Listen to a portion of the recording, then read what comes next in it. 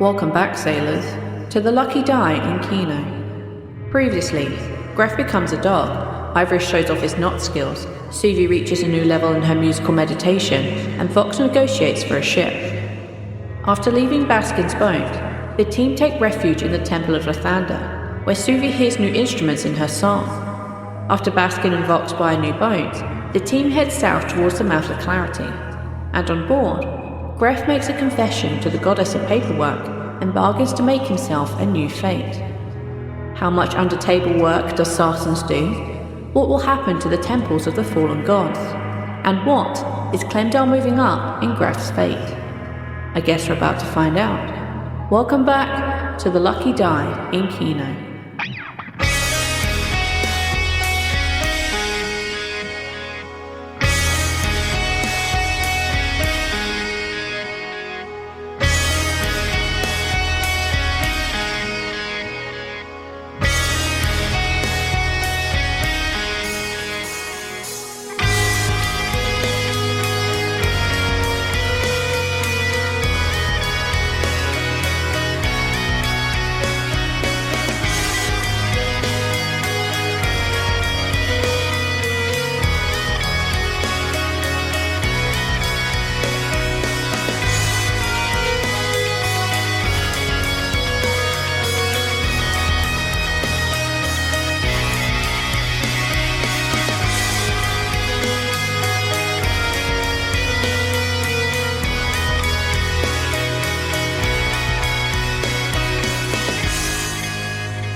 I'm going to let you guys pick up basically from where we left off, because I know that afterwards Greff told me that he wanted to do some campfire talking with people, and I think Suvi wanted to talk more, but it was right before Karin had to leave.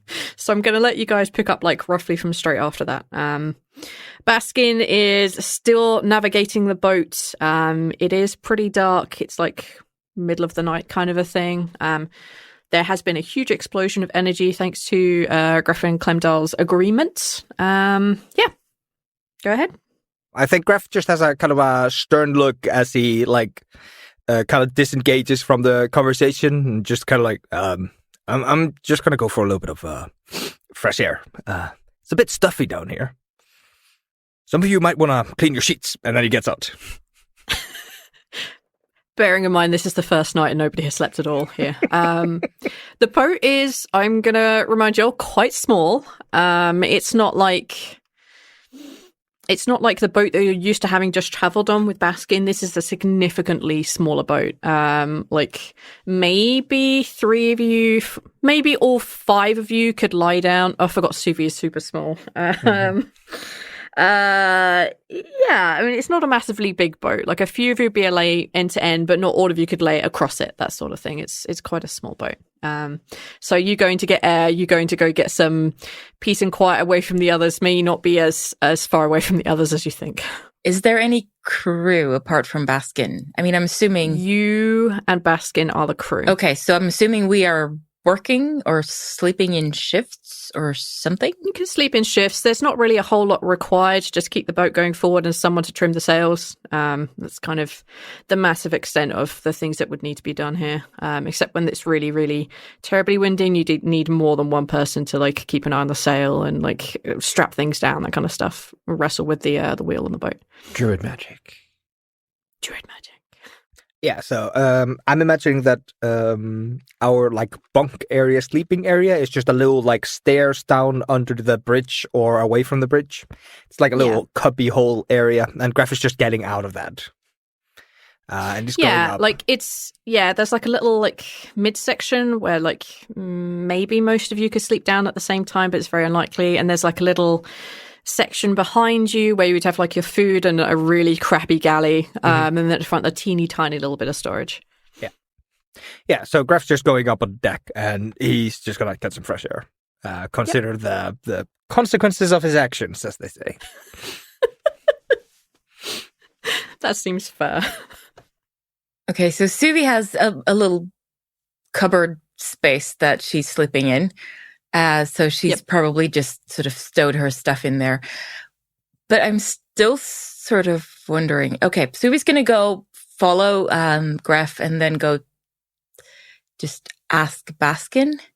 Okay, so what kind of help do you need? Can I do anything with a steering? Is Suvi wanting to stay awake for the night? I could do that, I suppose. Yes, if you need. Would Suvi want to? Baskin could teach Suvi how to. Could teach Suvi how to steer the boat. Okay. Does it require a lot of strength? Because I'm not that strong, but I will certainly try.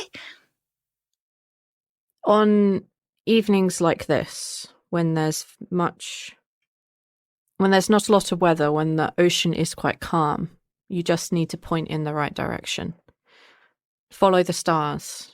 Keep the land to one side. And keep the boat going forward. Okay. Well, I can do that. I think if you need some rest at some point or something, yes. Baskin thinks it wise that everyone learn how. Okay. In case Baskin is unable to complete the journey. The crew has to carry on. Yes. And also, Baskin has to sleep. Yes, that was my original thought. I certainly hope that nothing will happen to you, Baskin. Of course. Baskin hopes not either. He basically steps back and he pulls out this kind of you can see that in front of the wheel, there's actually kind of a little wooden platform that he's kind of for him, he's just standing either side of it. But for you, it's the perfect height to stand and move. You've got to do that, that small person driving thing when they have to lean over the top of the wheel. When you see the little kids pretending to drive the cars, it's a lot like that. But yeah, you can definitely make it work. And yeah, probably after 30 minutes, he's happy just to step back and just let you navigate. As he said, it's quite gentle this evening, headed out of Freedom's Bluff. There doesn't seem to be too much. And it is my first sailing experience. It's super easy. Yes. And she knows where to steer from the stars. Baskin's instruction is to keep the land on the left. I don't know starboard I can't do that. Side? I'll teach you a nice little trick. So port is going to be the left side because port and left both have 4 letters. Ah, cool. That genuinely might help. That actually does help. The port side. So on the port side, and he explains the weird trick which only works in common, in Kino Common, because Kino also has 4 letters. So the port side of the boat, that's where the land should be. And he mentions you need to stay a certain distance away, and that there's a couple of really bright looking stars that seem to be forming this kind of, they move around a little faster than we might expect to see stars move, and they just kind of pirouette around each other. So he tells you to guide yourself towards where that kind of area is, and that's roughly where you're going to want to be heading. That's very clever. Okay, thank you. Baskin thinks this is enough for now. If there are large waves, if the weather changes, Suvi should ask for Baskin. All right, I will do that. Thank you. And Suvi sort of stands there and is very excited about steering. Yay, Suvi has partially mastered the beginnings of boat. All right, so yeah, Suvi has basically the beginnings of boating under her belt. Baskin is happy just to go spend the first day down or the first night down and leave you guys to it. Is there anything anyone wants to do this evening other than wallow in their suddenly shortened lifespans? Ouch. I have something, but I'm going to let other people go first if they have something. Okay. At some point, Ivoris, with Baskin, is going to mention to Baskin, I wanted to mention that it had been brought up that people with magic abilities might leave the island with more abilities or something. Yes, Baskin has heard this. Okay. Yeah. Just wanted to make sure that you were aware. Baskin has heard sailors' tales. Sailors' tales are full of superstition to keep sailors safe. But some are not superstition. Some sailors' tales are to be taken seriously. It doesn't sound like a lot of people have been to this island. He shakes his head. My first captain, he would not take us close. We saw it off in the distance. Baskin still remembers the swirl of mist, the rocks that jutted out from the sea like teeth. It's dangerous. Baskin has met some sailors in ports far, far. They're magic users. They had new things with them, changes. Some magic users got more powerful and others less so. Some of them changed completely. Non-magic users, like Baskin. And I think maybe only Greff should be mostly unaffected. As far as Baskin is aware. I should probably check up with Dindar and see if they have any advice or anything. He takes an obvious deep breath. He's still not quite comfortable with Dendar, but just understands that's your thing, and he's going to go with it. And he says, Baskin thinks that's smart. His Ivoris has to be safe. Dendar should be interested in that. Yeah. I think we're fine. Dindar and I. Even if we're not quite on the same page on some things. Yes. Is Ivoris going to speak with Dendar this stream? I think Dindar is here most of the time, unless they step away or... Baskin looks a little uncomfortable. I mean, I can reach out and grab their attention if needed. He nods. It's that kind of a connection, but she hasn't been intrusive. Yeah, I don't honestly think that I'm big enough of a concern for Dindar to be checking in on so often. Let's hope Dendar has other things to concern herself with. Just be safe, Ivoris. Yeah. We'll try. So, are you wanting to get Dendar's attention this night? Sure. Just whenever, you know? Okay. Well, if we're talking with one god today, we might as well talk with two. Why the fuck not? They're gonna fucking leave the phone off the hook soon. They're gonna be like, oh, there's a boat out there, just don't connect it to the system. All right, guys, just effing can't. The deity you're trying to reach is currently unavailable. Too close to the island already. I can't hear you. What?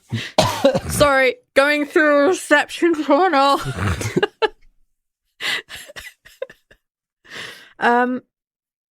Yeah. Screw it. Everyone's talking to their deities. Screw it. Day 91. What are you dreaming about? I hate it when it's up to me. Yeah. I feel your pain, Neil. Neil, when you're out at sea and you're rocking back and forward, your dreams often take very filled dreams for the first couple of weeks. So use that. you're on a horse cart, you're on a dinghy, you're like there's an earthquake. There's always just so much motion in your dreams the first couple of weeks. You're on a swing. Ooh. Actually on a swing, that's adorable. In my brain, I just see that fairground ride where it's the big boat and it's just swinging backwards and forwards like it's really high. Yeah, that's what my brain went to. I'm sorry. Or a porch swing.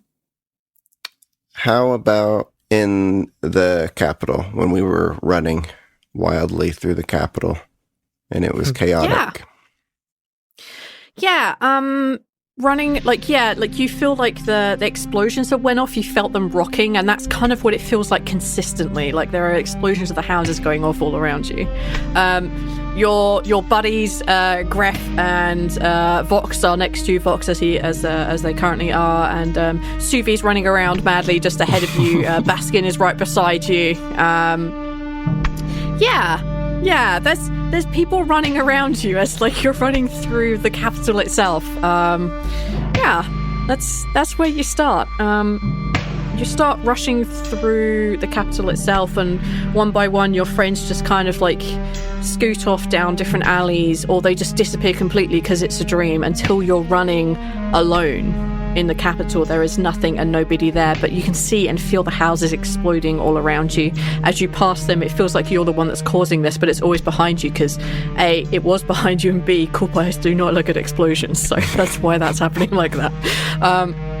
As you run forward, as you turn into the kind of like the main road that is the capital itself, and you see the small garden ahead of you, the garden, that tiny little place that you and Greff and Kaz found that agent that was following you, and you stopped their line of inquiries. You find yourself there, and you see this kind of lying on the ground where their corpse was. You see this kind of large snake-like creature with kind of the little fins at the side of its head, and you see its very large mouth and over large teeth, and she's just staring at you. Is this Dindar? Yeah. Okay. They're just not appearing nearly as terrifying as normal. And I'm just terrifying myself, it seems, with my bad dreams. That's your nightmares. That's her nightmares. She's just like, I'm just going to crash this party. Oh. Ivoris. I guess this is a dream. Yes. It's your dream. Oh. Thank goodness for that. A dream, alas, not a nightmare, though. Pretty close. So, I hear that you wanted to have a little word. I did want to make sure that there wasn't anything that I needed to know with, the source of my magic and all that, with where we're going. Little birdie tells me you're going to the Moor of Clarity. Yes. Yeah. Your magic will be, unfortunately, as nightmarish as the situation might be. Your magic will not function as it should. None of it. I might be able to find you there if you dream, but I will not be there. Your magic will be strange and unpredictable, but that's nothing you have not dealt with before. Okay. Yeah, I guess that's right.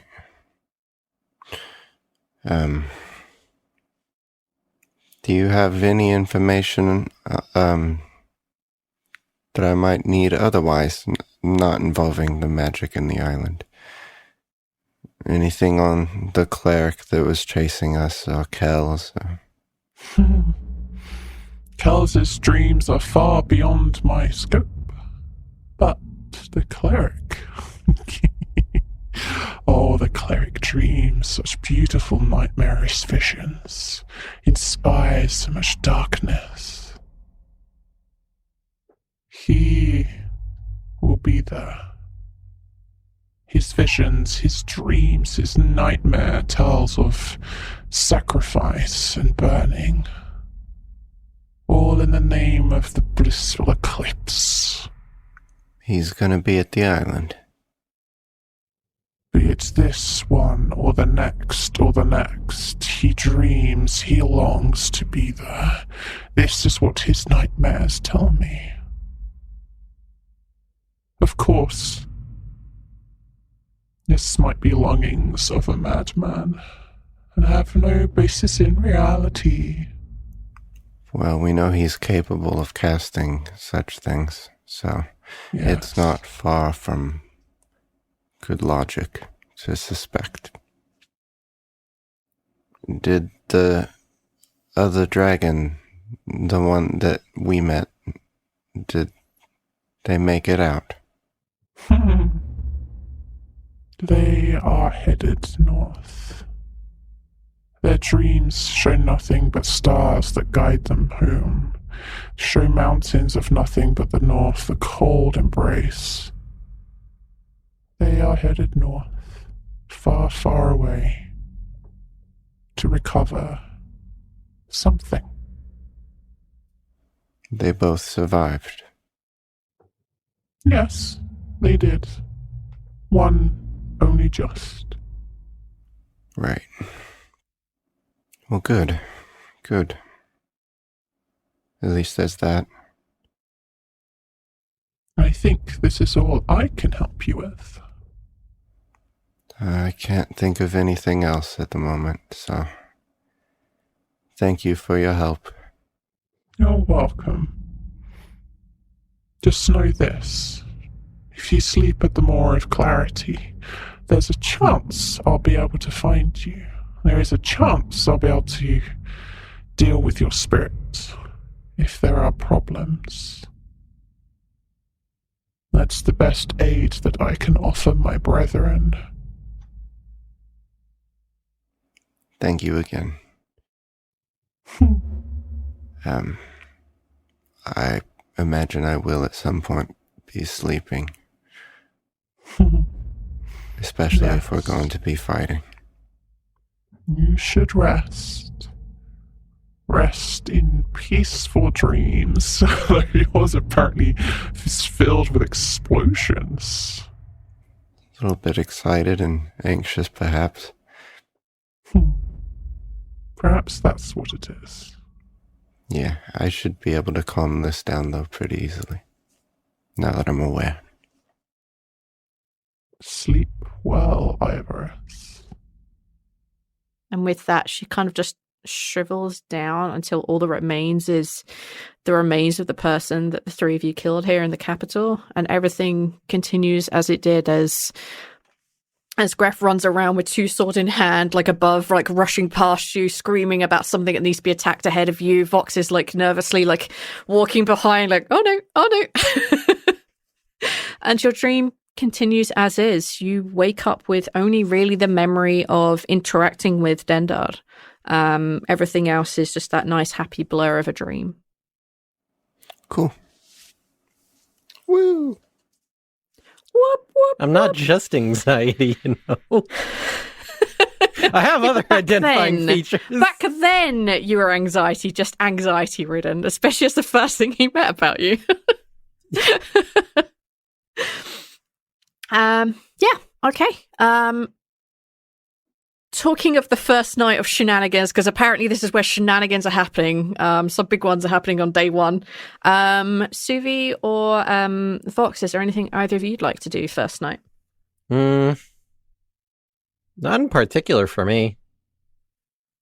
Cool. I feel like Vox is just having a lot of internal strife. Yeah.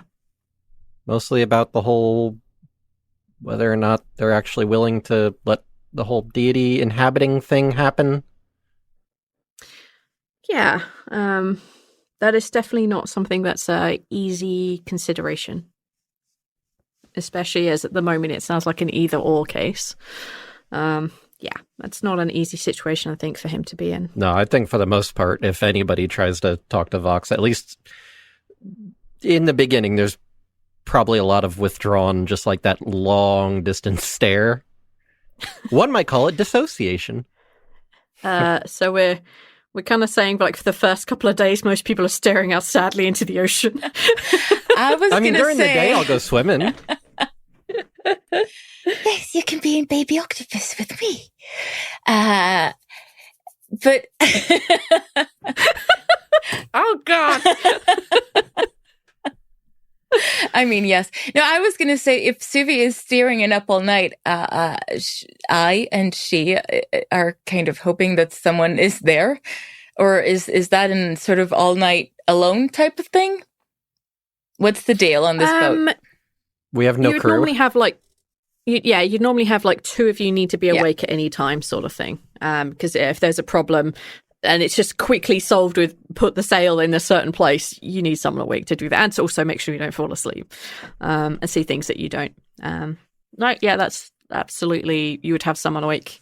I'm going to say, with the exception of Ivoris, pick your victim if you want someone to talk to.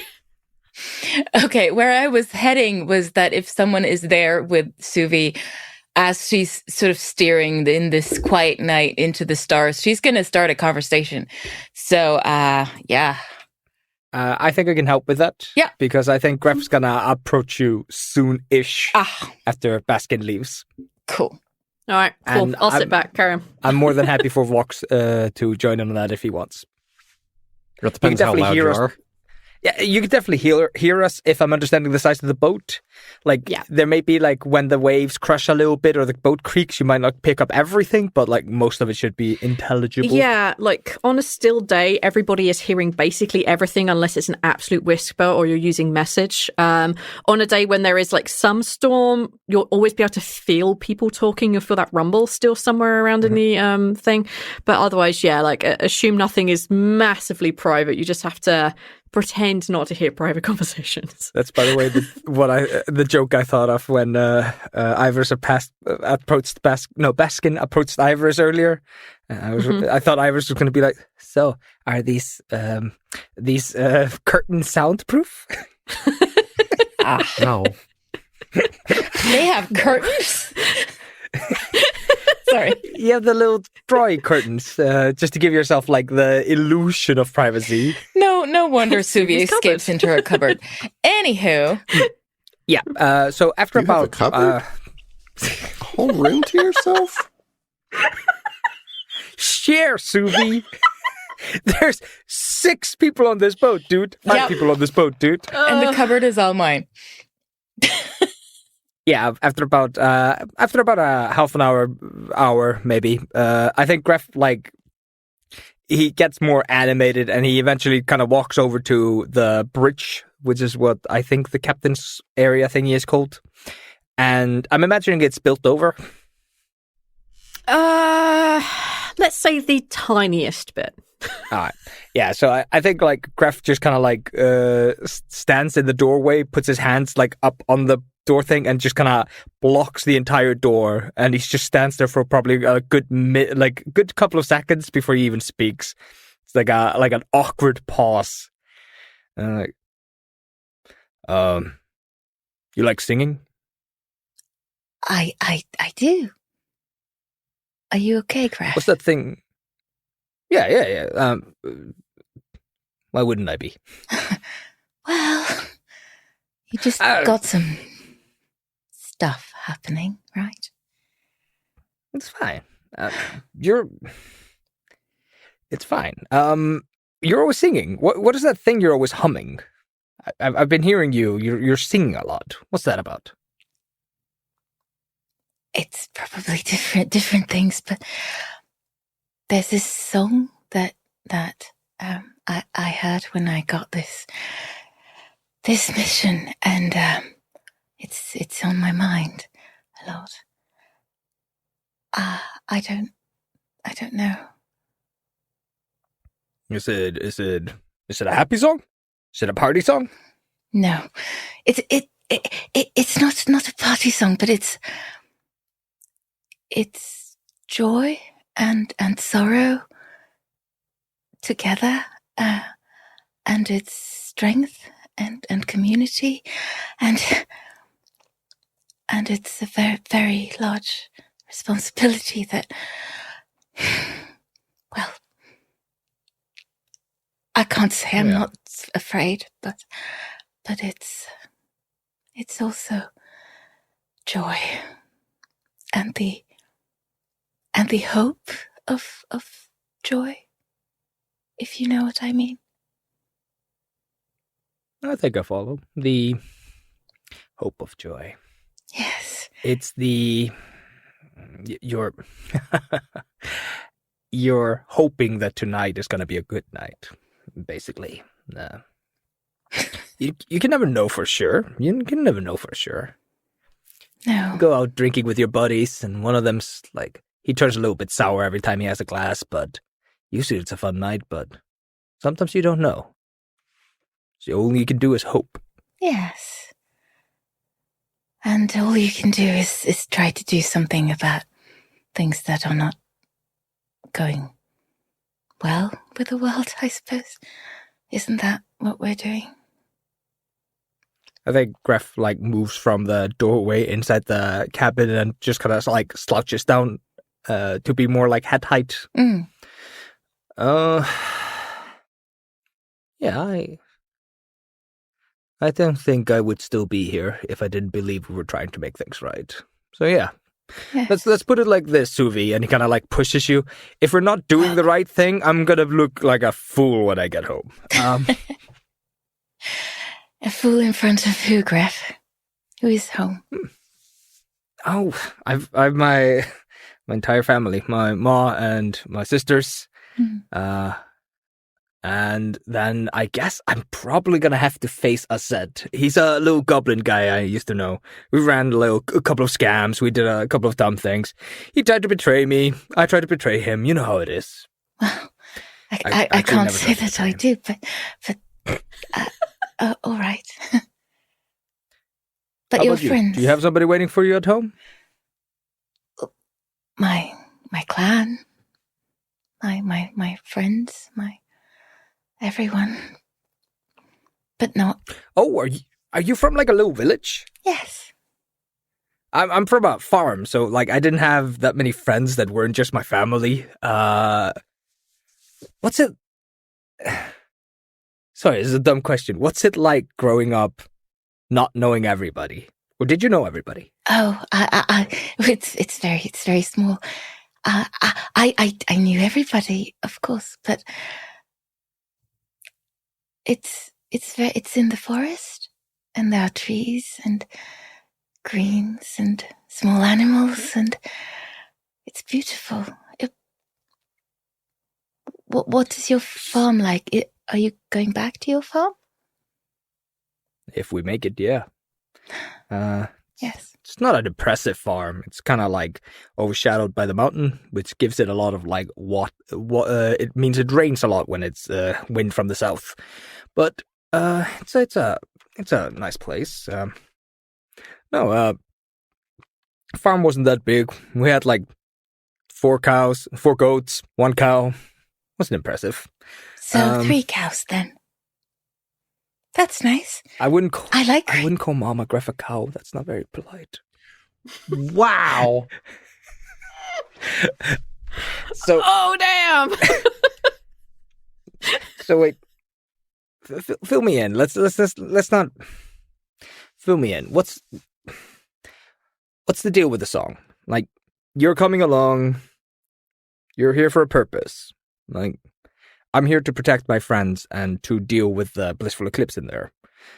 What are you doing? You're going to sing a song? I could not follow it. Well, to be honest, I'm not completely sure I was given all the information, because maybe if I know, I'll be too afraid. But I know I have to focus and practice and perform a ritual and possibly do something good that will hopefully bring joy back into the world. And to be honest, Greff, I think that you're sort of in the same position as me. You're just fumbling around in the dark, really trying to do something good, right? Yeah. Yeah.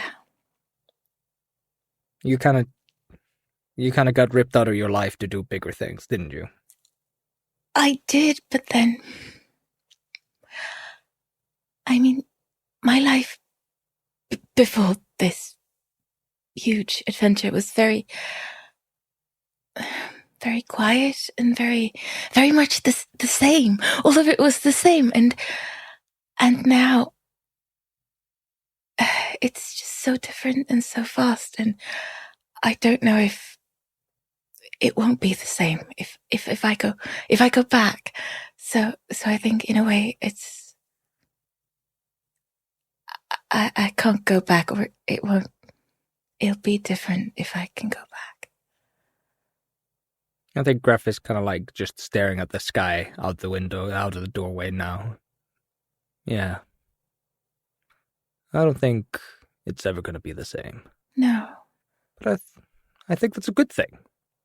Is it? I mean, if you came back and nothing had changed, if you're still the same person, doesn't that mean that you achieved nothing? You neither grew nor shrunk, you changed nothing? Isn't it better that we grow as people? Yes. We come back as better people. I hope so. But also, I don't know if after all of this, I don't know if I can be happy just, tending the little animals and growing things in my little village. I don't know, Greff. I probably won't come back anyway. Doesn't matter. When you say that, like, Greff pulls his knees closer to his chest. Why wouldn't that be fun? Why wouldn't that be, why wouldn't that be what you want to do? I think because this pulled me out of where I was, and I will never be the same. And I don't know if that I don't know. Maybe it's just very late and I'm very tired and I don't know what I'm talking about, but maybe I feel as though I was very quiet and all was very calm and still. And now I'm in a vortex of activity, and it doesn't seem like, after this vortex, it doesn't seem like there will be a place for me. That's all. Maybe I'm wrong. I think Vox comes up at that. Yep. Vox is going to put a hand on your shoulder if you're okay with that. Mm-hmm. Like, it's kind of a slow hand on the... Mm-hmm. Hi, Vox. If it's any reassurance, I kind of feel the same way as you do. But I've been thinking, if there's no place that you can really fit, if there's no place that really feels like it'll be the same, maybe you just gotta make your own. Yes, maybe. Thank you. I want to go back to having my cave with my mushrooms and being able to live in peace, but maybe I just gotta find my own cave instead of going back to the one I used to be in. Maybe it will be a different somehow. Different place, different colors. But why wouldn't they accept you back? And I think Greff kind of stands up and he's going to, like, move out of the room. And, like, why wouldn't they accept us back? We're amazing. Every single one of us. You've got talents, like, coming out of your ears. I'm trying to be less crude. You're very welcome. I think every single one of you is just fucking fantastic, and anybody would be happy to have you. You're not only strong and powerful, you're also just interesting people. You'd be by far the most interesting person in your village or in your cave or, in Ivoris's mansion. You hear a little Baskin chuckle from downstairs. Why wouldn't they want us back? We kick ass, all of us. But I think, Greff, that's part of the point, isn't it? That we'd be different and not maybe so comfortable to be around for others. Maybe. I was run off by my people. I don't think they want me back. I'm so sorry to hear that, Vox. I can't say I came to terms with it, but whatever. Mm. I found my own life up here. Yes. It's good. Greff puts his, hand on the hilt of one of his swords. I'm assuming he walked around with him on the boat, spooked out by the ghost ship. That was days ago. And a different ship. We took care of that, Greff. It's at the bottom of the ocean now, okay? Oh, right, yeah, we're safe from the ghost ship. Make a difference. We're at the bottom. It's on the surface. No. We're at submarine now, baby. It is very hard to threaten people with 2 druids on a ship. Greff puts his, hand on, one of his swords, which I'm assuming he's carrying around with him. He's just used to them at this point. And he just goes why would you, then you don't want to go back, right, Vox? Fuck them. They don't know what they've lost. They've thrown out probably the best person in their entire fucking cave. And Suvi, if they don't want you back, then they're just missing out. You'd be an asset. We'd all be an asset. Wherever we go. I mean, who's going to defend them from fire lizard raids, from barbarians and other things running around? There's going to be things out there that are scary, and they're going to want us around, right? And if they don't want us around, then, fuck it, they'll have to pay us when they want us around. I don't think my people even know half the shit that's going on right now, Greff. Well, I'll help you clear out a cave. I don't care what's in it, and you can call it your own. And Suvi, if your clan doesn't want you back, fuck them. Oh, it's not that. I think I'm in a sort of different situation. I think they would welcome me back, but I don't know if I make sense there anymore. But I will happily help clear out your cave as well, Vox, once all of this is over. And I don't know. We will see, I suppose. Vox looks very pensive. So, Vox, you talk about your people. You're not quite what you look like, are you?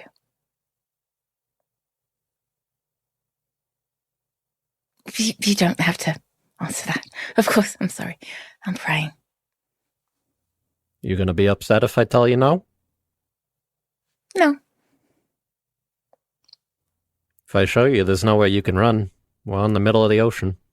Best you could do would be swimming away. I can be an octopus, you know. I can be a lot more things besides that. I'm sure you can.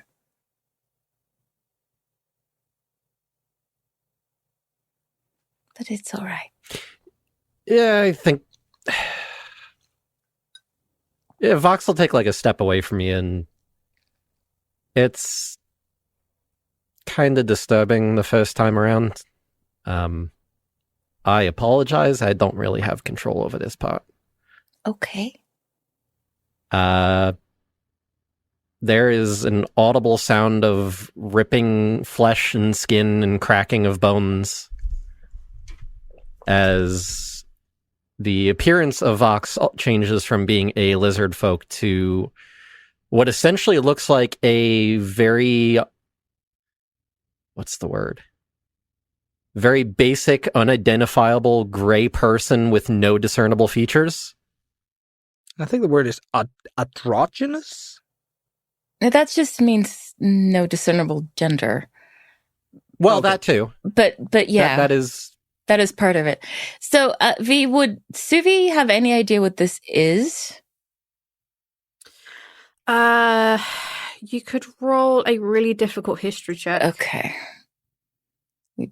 And the reason I say difficult and not without advantage is because there's a chance that your people may have stories of them. Yeah. Like you have a lot of songs in your repertoire. Okay. 18. Not really. You wouldn't know specifically what they are. You would just may have heard stories, like distant stories that may have mentioned something about them once, but you wouldn't have a name. You wouldn't really know. The idea is there, but you wouldn't have anything more specific than that. Okay. So, but the basic thing is that Suvi's been sort of freaked out by the lizard folk thing. So this is freaky in a different way. So she's gotten used to that. I think Suvi's pretty scared, but she's not running away. Okay, so do you want to tell me about this? Or you don't have to. Is this your... I don't even know. I don't even have the words. Remind me, what race is Suvi? Gnome. Suvi's also sort of looking at Greff, and if Greff isn't freaking out, that is sort of calming for her. Greff's like just looking at he is right now Cass. Greff is just kind of looking at Cass, and he's looking with a bit of interest. This has not been done many times in front of him, so he's like more studying, more thinking.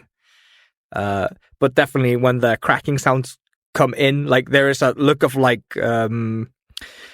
surprise, like Greff had forgotten. Like he remembered the visual part, but the sound was shocking again. Yeah. So there's like a little bit of oh, right, yes, okay. Yeah. So Suvi's pretty scared and she doesn't understand, but also she was sort of freaked out by what you looked like before. So she's like, okay, talk to me about this. If it's better, I can show you a more tolerable form. I don't know if Kaz has ever shown this to Greff before, but Kaz is going to kind of close their eyes and really focus for a moment. And their skin goes from a grayish to more of just like a pale, pasty white. Messy, short brown hair begins to grow out, and their eyes change to more of like just a typical dark brown, like you would see on a human. Their nose grows out, still a bit soft button a nose. Very thin lips. Height and everything else stays the same, though. This is a human form. Very akin to like a young teenager look. Hi. Oh. This is actually what I used to look like when I was a bit younger, before before I got my abilities and everything, and became more of, right. So I'm a changeling, is what we're called. Okay.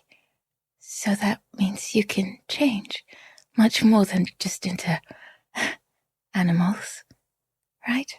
Right. Oh. I'm Wow. I've heard the stories that some of the people up here have said about my people, which is why I keep it generally hidden. I don't want anybody running away thinking that I'm going to steal their children and turn into them in the middle of the night or something. Oh. That must be very practical. To be able to change like that? Or it's been good for scrying, avoiding it anyways. Does it hurt? At the start it did a little bit, but not anymore. Okay, that's good. So, but how do your friends recognize you? Or they don't, I suppose, if you change. Suvi's mind is completely blown here. I didn't really have friends. first one I really made friends with, so to speak, was Adnalov, and Right. then this group here, but they met me when I was in a different form. Oh. My Right. preferred form. Just I can't go back to it right now. Okay.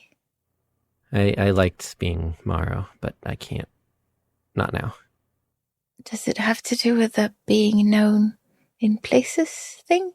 Why we made Greff into Buck? It's that and the scrying thing. Ah, okay. Because one of the big bads knows what I look like in that form, and if I go back to it and they try to find me, then all the easier. All right. Well, then, once all of this is over, I look forward to seeing you in your preferred form. Thank you for showing me. I don't know if I'll be able to come back. Okay. And I think at that, Kaz is looks up at Greff primarily for a moment and then kind of looks back down. Yeah, Greff definitely has raised eyebrows at scrunched eyebrows at that. Let's rather say it's concern, not surprised. I think he's gonna walk over. What do you mean, not come back? I've been having discussions with my two friends, Shantae and the Traveler. How tall is Cass in the human form he's in? In human form, about 5'6". That's fucking him. Okay, that's tall enough. Okay. Yeah, okay. Greff doesn't he doesn't lean over or make himself short or anything like that. He's just looking at you. Okay. Your friends, what have they been saying? Why are you not allowed to leave? What are you talking about? It's my choice, but with everything going on and the war that seems to be approaching, if they need to be part of whatever battle is coming, they need somebody to act as a host for them. And there is no guarantee of coming back from that. I don't know what's going to happen. Obviously, neither do they. And I have a very strong connection to them, and I want to help. I'm sorry, I'm not. Why now? Why not later? It's not necessarily now, but whenever the final battle comes, whenever the gods need to present themselves for this fight, if mine need to be part of that, then I would be a suitable way for them to be able to participate. So this is not like a Maw of Clarity kind of thing. No. It's final days kind of thing. Right. I just mean I don't know if I'll be able to come back and have that cave or really be able to do any of the other things I may have wanted to. I'm still thinking it over, and it's not a guarantee that they'll need me anyways, but... So, I probably don't understand all of this, but do you have a choice, Vox? Is that what you're thinking about? Or is it more, it will happen to you? I have a choice in terms of whether or not I want to do this. Right. They wouldn't force me. And if I did, I would have to choose one of them, because I can't pick both. No one body can house two gods like that. It's like having to choose between one parent or another. And then I don't know what'll happen after that, if I'll be able to come back or not. That's assuming we even win. Can we help you? Again, I don't understand, but how can we help? I don't think you can. Not unless this whole thing were to go away and the gods aren't needed for it. Who says you can't do both? Both gods, or be able to house them and... Yeah, house both of them. Who says that? Because that sounds to me like, no man can cross the ocean kind of talk. Just sounds like nobody's tried hard enough. I don't know, Greff. They told me that I would have to pick between one or the other. I have a feeling that it would be like trying to fit too much liquid into a single jar sort of thing. You can only hold so much liquid before it spills over. Greff's like, he's leaning in a little bit, like staring at you.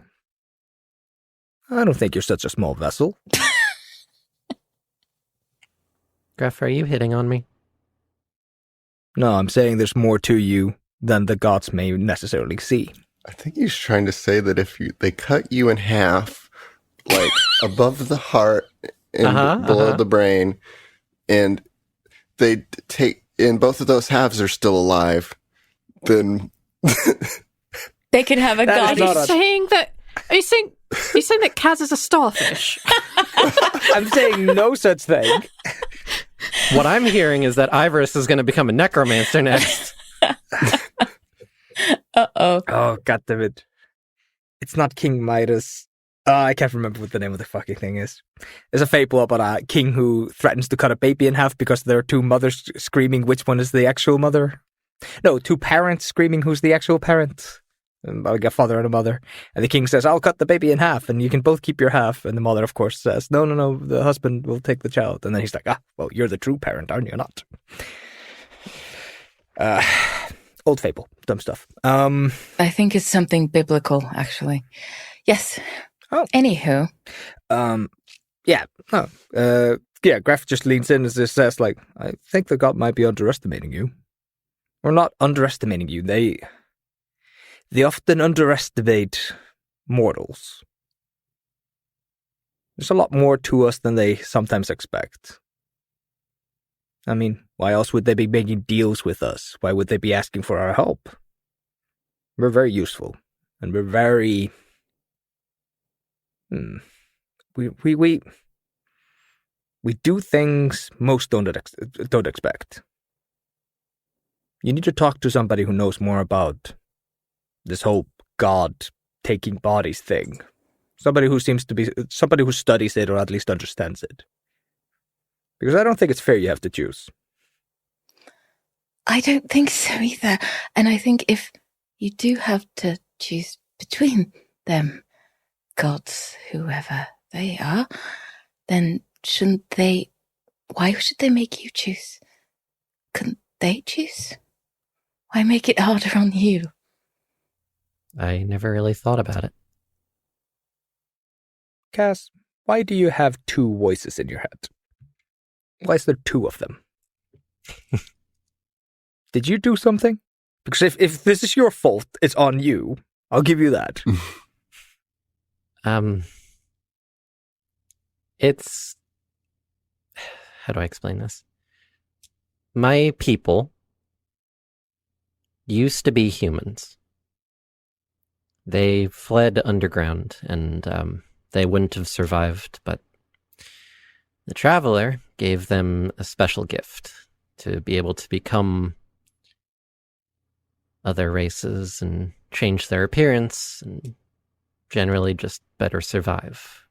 Gave a blessing and in some way kind of protection. Oh, similar to how Grums gave the orcs their islands and his mind. Similar. So my people view the Traveler as their one god, and that's how it has been ever since they lived down there. It became a very heavily religious clan, and anybody that was found to be interested or following any other sort of deity was generally run out.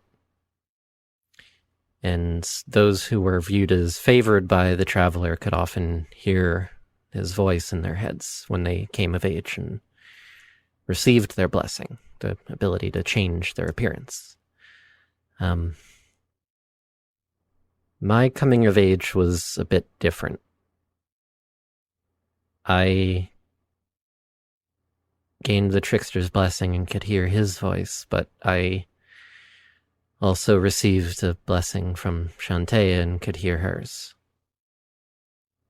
She's the reason why I'm a druid and able to do the magics and the shape-shifting that I do. And the traveler is why I can change to be other races and generally act as other people. I kept it hidden, but my people found out and ran me out. I probably would have actually been killed if not for some old friends of mine that warned me. So it wasn't any fault of mine. It was just the gods had other plans for me, and I wouldn't want it any different. I've always had a connection with nature, and even before Shantae. I always liked tending to my garden of mushrooms and feeding my people and feeling like I was part of it, part of something important. I'm still part of something important, just on a different scale. Did you mean to say the trickster at one point, or did you mean to say the traveler? The traveler. Okay. You randomly said the trickster, and I was like, oh. Did I? Curveball. Yeah, Whoops. okay. It's no problem. It's no problem. It's just, you said that the Shantae gave you the ability, you gained the voice of Shantae and the trickster. Oh, slip of the tongue. Yeah. I mean, the traveler is a trickster god, but Sounds to me like this is on the gods. Why do you have two voices? they both Is this talk to me. normal? I don't. Sorry, let me rephrase my question. I understand that you have two voices that talk to you. You have two gods, Shantae and the traveler. But why do you have two? Is it because you have, similar to how the most orcs can hear grunge, is if an orc would pray to Tyr, would they have two voices too? Or I don't think so. I don't pray either. Is the thing. I'm not. At least I'm not really a religious, like, devoted follower sort of thing. I just am me. Well, I'm sure the gods have a reason for both of them picking you. Maybe you're just that damn impressive. But I think we should definitely talk to somebody smarter than us in these matters. Maybe there's a way to help you. You sound like you care a lot about both of them. They're like parents to me. That means a lot from the way I was raised. I didn't really have parents. My people don't raise their children the same way that people up here do. It's kind of just a community thing. When you're born, responsibility for caring for a baby, an infant, and a child just kind of rotates around among the community so that, in a sense, everybody is responsible for everybody. So I didn't really have a mother and father, so to speak. It was just, we were one big family. So the traveler and Shantae are like my parents, more so. I agree with Greff. I think there should be someone who knows more. But is it, Vox, is it now? In the approaching the more of clarity? Is it now that this will happen, do you think? Or is it later in the... Because I don't see how we can do anything get any more information now? It would be later. I think just because we're setting things into motion, I think we're approaching the point. The deadline, so to speak. Yeah. Sorry, I need to change back this form as... Of course. Before you do, please. Greff has a little smile on him. Did changelings used to be human before they prayed to the Wanderer? We were humans, yeah. We fled underground, and that's when the Traveler gave us their blessing. That's how we became what we are now. We're born humans. I don't know why you had to run from the surface, but I assure you, the Empress would take any humans or non-humans to her kingdom again. You are not without land to return to. Brother. And he puts a little shoulder on your hand. Hand on your shoulder. Shoulders, hands. Oh my god. That was brilliant. Puts his hand on your little shoulder. Let's rephrase that. Aether, take a breath and then address that again, and then Neil can not fix it and edit. Thank you. He'll delete this part. Oh yeah, totally. Yeah. I've listened And back. he puts his hand on his shoulder. And he puts his hand on your shoulder. Nailed it. Yeah. Sorry. You can change now. And he takes his hand back. Changes back into lizard folk. And Suvi cannot stop a tiny little gasp that happens when that... Okay. Right. So, folks, I understand why you would feel like me, that maybe there will not be an after, but we can hope, surely, that there will be. I guess that depends whether or not we live and die. Live or die, I should say. Yes. Excuse me. I mean, eventually we're all going to die, but that's besides the point. True. Yeah. I sort of feel better now. Not all better, of course, but thank you, both of you, for all of this. Do you have any more cheerful songs? Something to, lighten the mood? If you're happy and clap your hands. Nobody claps. No. Nobody claps. I snapped. Yep. I clicked. The boat is dead quiet. That must be a changeling limerick. I don't get it. If you're miserable and you know it, clap your hands, and then just from the boat, just Ivoris just in his sleep. All right. That's, I think, a good point to leave the three of them to their musings and the wandering, their music playing, their eventual having to go to bed. Crickets in the back of my mind. Just some School of Caitlin underneath you making No, audible sounds. It's just Shantae in the background making the cricket bass bass fish around there. Help you fall asleep. Serenading salmon all around you begins to... Yeah, never mind, I'm finished with this. Can I summon salmon? You can. Contra card. I'd rather you didn't, but you can. Okay. The next days go by fairly peacefully. Everyone at some point will have learned how to steer the boat.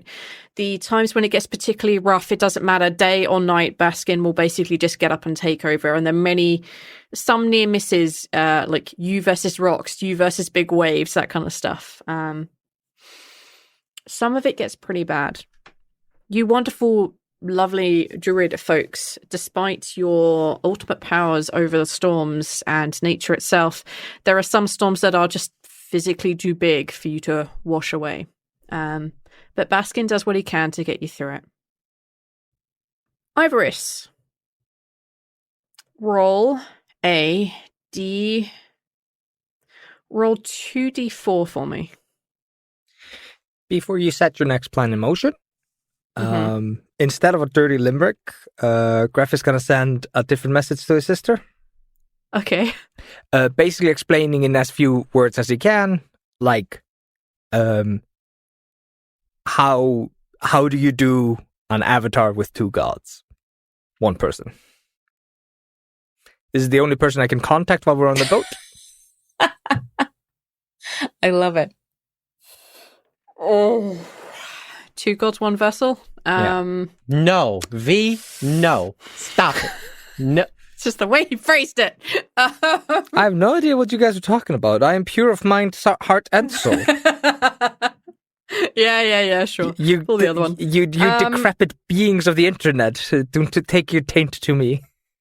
Daisy replies, and she says she doesn't really have any idea what you're talking about. Nah. But she will try and ask someone who might know more. This sounds like no planeswalking she's ever heard of. What the fuck is an avatar? I thought they were for gods. Daisy, you dumbass.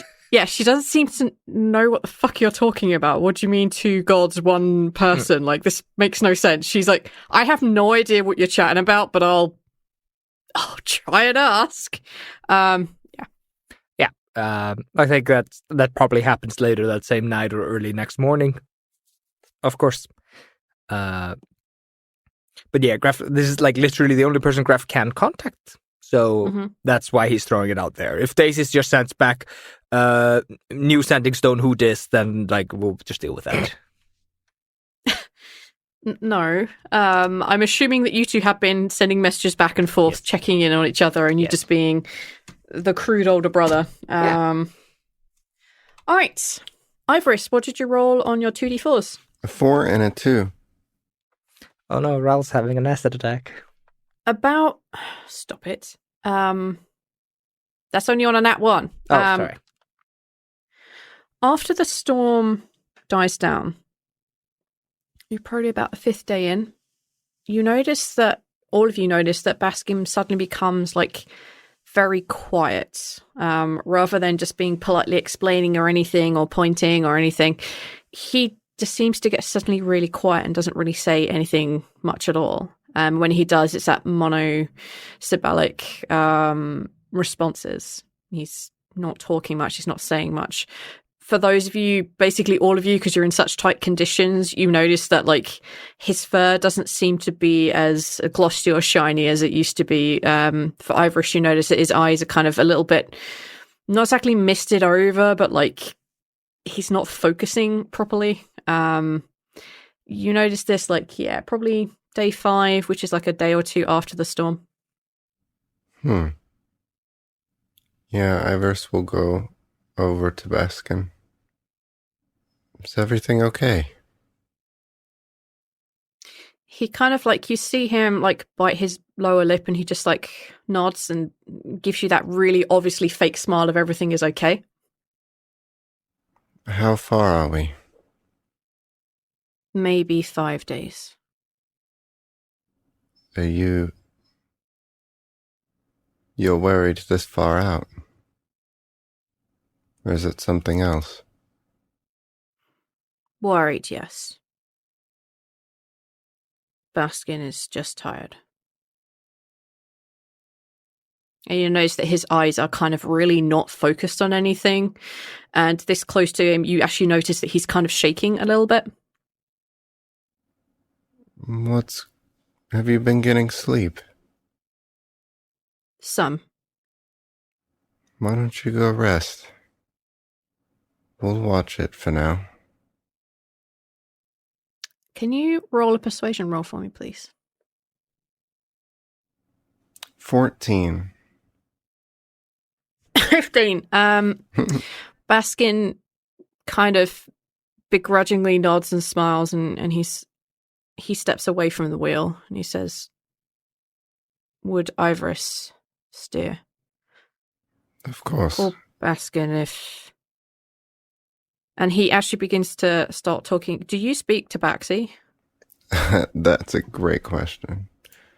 Does anybody on the boat speak Tabaxi? I speak giant.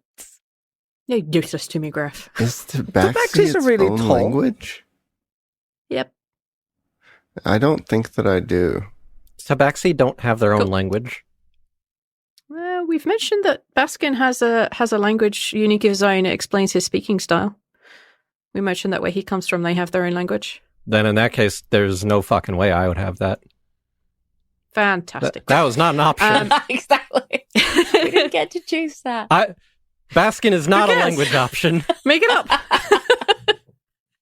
I want to speak the language, specifically dialect of Baskin Robbins. The singing C's to the left-hand side of the scorer. That particular language set, I'll be like, all right, fuck it, great. Yeah, he kind of mumbles something in something that's clearly a bit more tabaxi, and he just shakes his head and he says, Baskin will rest. Yeah. Try not to worry yourself too much. We'll be all right. Just get some rest. If you have any trouble, let me know. He nods. Baskin will rest. And you see that he kind of like gingerly makes his way down, and he rests. While Baskin's resting, Ivoris will tell everyone that the cleric might be there. So he will get everyone kind of at the same time. So Dindar gave me a bit of a useful heads up. The cleric might be at the place, some island, but it would make sense to suspect this one. Okay, so we're either getting a rematch or we're getting our asses kicked, is what I'm hearing. Well, we're running the fuck away, but I don't think that option's really going to work out so well. Okay, I forget. I'm sorry. Does Suvi know what you're talking about? I don't think we ever explained it. No, I don't think so. Explain loads of other things. Okay, so who's the cleric? Oh, yeah, we never went over that, huh? No. He's a sucker, first of all. Like an octopus? He's a loser, second of all. You're in the loser. You're on the winner side. He's on the loser side. Right. No, I'm sorry. Vox, please. Okay, long and short of it is, during our many escapades, we encountered this cleric who was originally a cleric Kelimvor, but he kind of defected over to the Blissful Eclipse and actually became a cleric of the Blissful Eclipse, and we had a whole encounter with that, and motherfucker had a gelatinous cube in the fucking doorway that Ivoris definitely did not get stuck in at some point. And this motherfucker nearly dropped my ass. Actually did drop my ass, and then Greff had to save me. Good call on that. Long and short of it. Long and short of it. So, yeah, basically this guy is really painful. He's actually the reason why I can't go back to what I used to look like. Oh. You're getting lost in the weeds. Long and short of it. Okay. Super bad guy. We need to either kill him or deal with him somehow. That's it. Done. End of story. There you go. Yeah. Okay. You really should have skipped all the stuff about him beating us up. I was trying to drive home the point that this guy's bad news. Because otherwise you're going to be over here like, we could take him. And it's like, we couldn't take him like 3 weeks ago. Okay. 2 weeks ago? Oh, I think it's more than that. Let me check. A month ago? How long ago? It's been like 2 years ago recording wise, so I don't fucking remember. I know. Let me just bring up the timeline, Boo. Just give me a sec.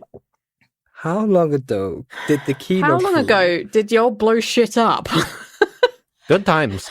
Oh, yeah, because we kind of leveled a couple of buildings, because, Yeah. Nope. Flatten some buildings, guys. I think you did tell me that part. A lot of people don't realize Druids, very good demolition workers. About 2.5 months. Oh, shit, it's been 2.5 months? Oh, fuck. Okay. Yeah. We don't really have months per se here, but it's been about 60 plus days. Right, yeah, we did the desert in between. It's about a third of your adventure the way through. Yeah. Okay, that means that in 2.5 months, we've gained like 2 levels, V. Mm-hmm. It's a lot of walking. V! Lots of walking, V! We've been power walking. That should be power leveling as well. You spent, I think, I'm not exaggerating, about 30 days so far sailing. We've been sitting on your ass. I think you're I am fine. going to go swim in the ocean and beat the shit out of fish until I level up. All right, fine. I shapeshift into a shark. I'm going to go murder some I don't think fish. you're high enough level for that. I am, though. I am. You are? Yeah. Fuck. Well. You see no sharks. You don't know what they are. Fuck. I turn into a giant octopus.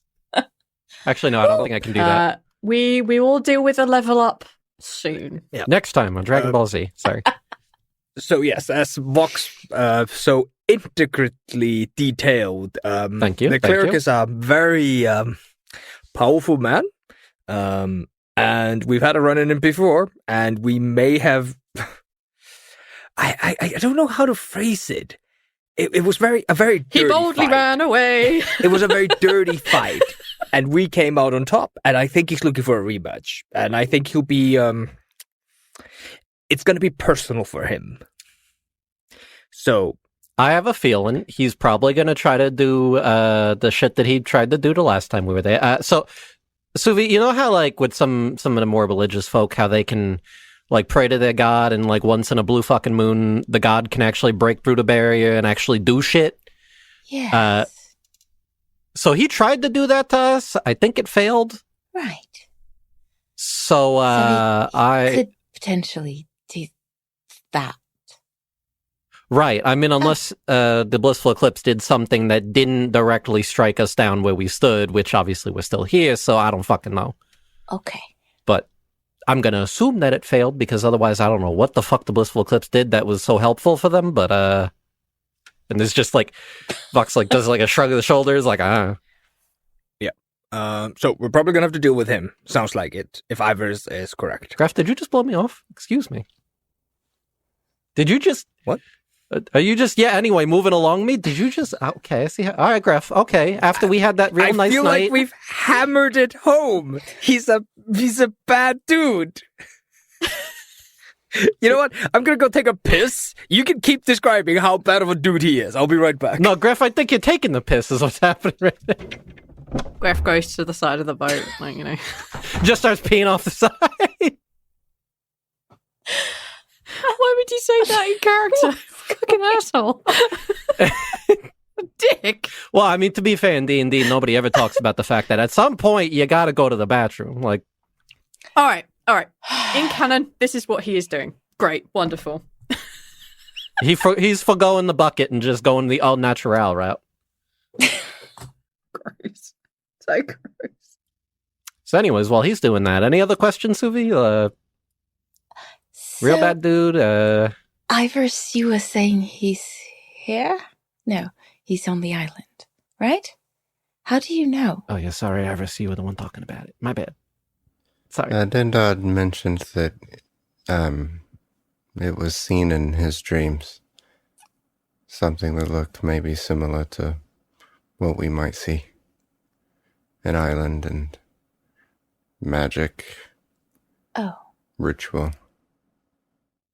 You know, that brings up a good question, actually, now, before I forget. Ivoris, if this cleric guy is also on the island, is his magic going to be able to work?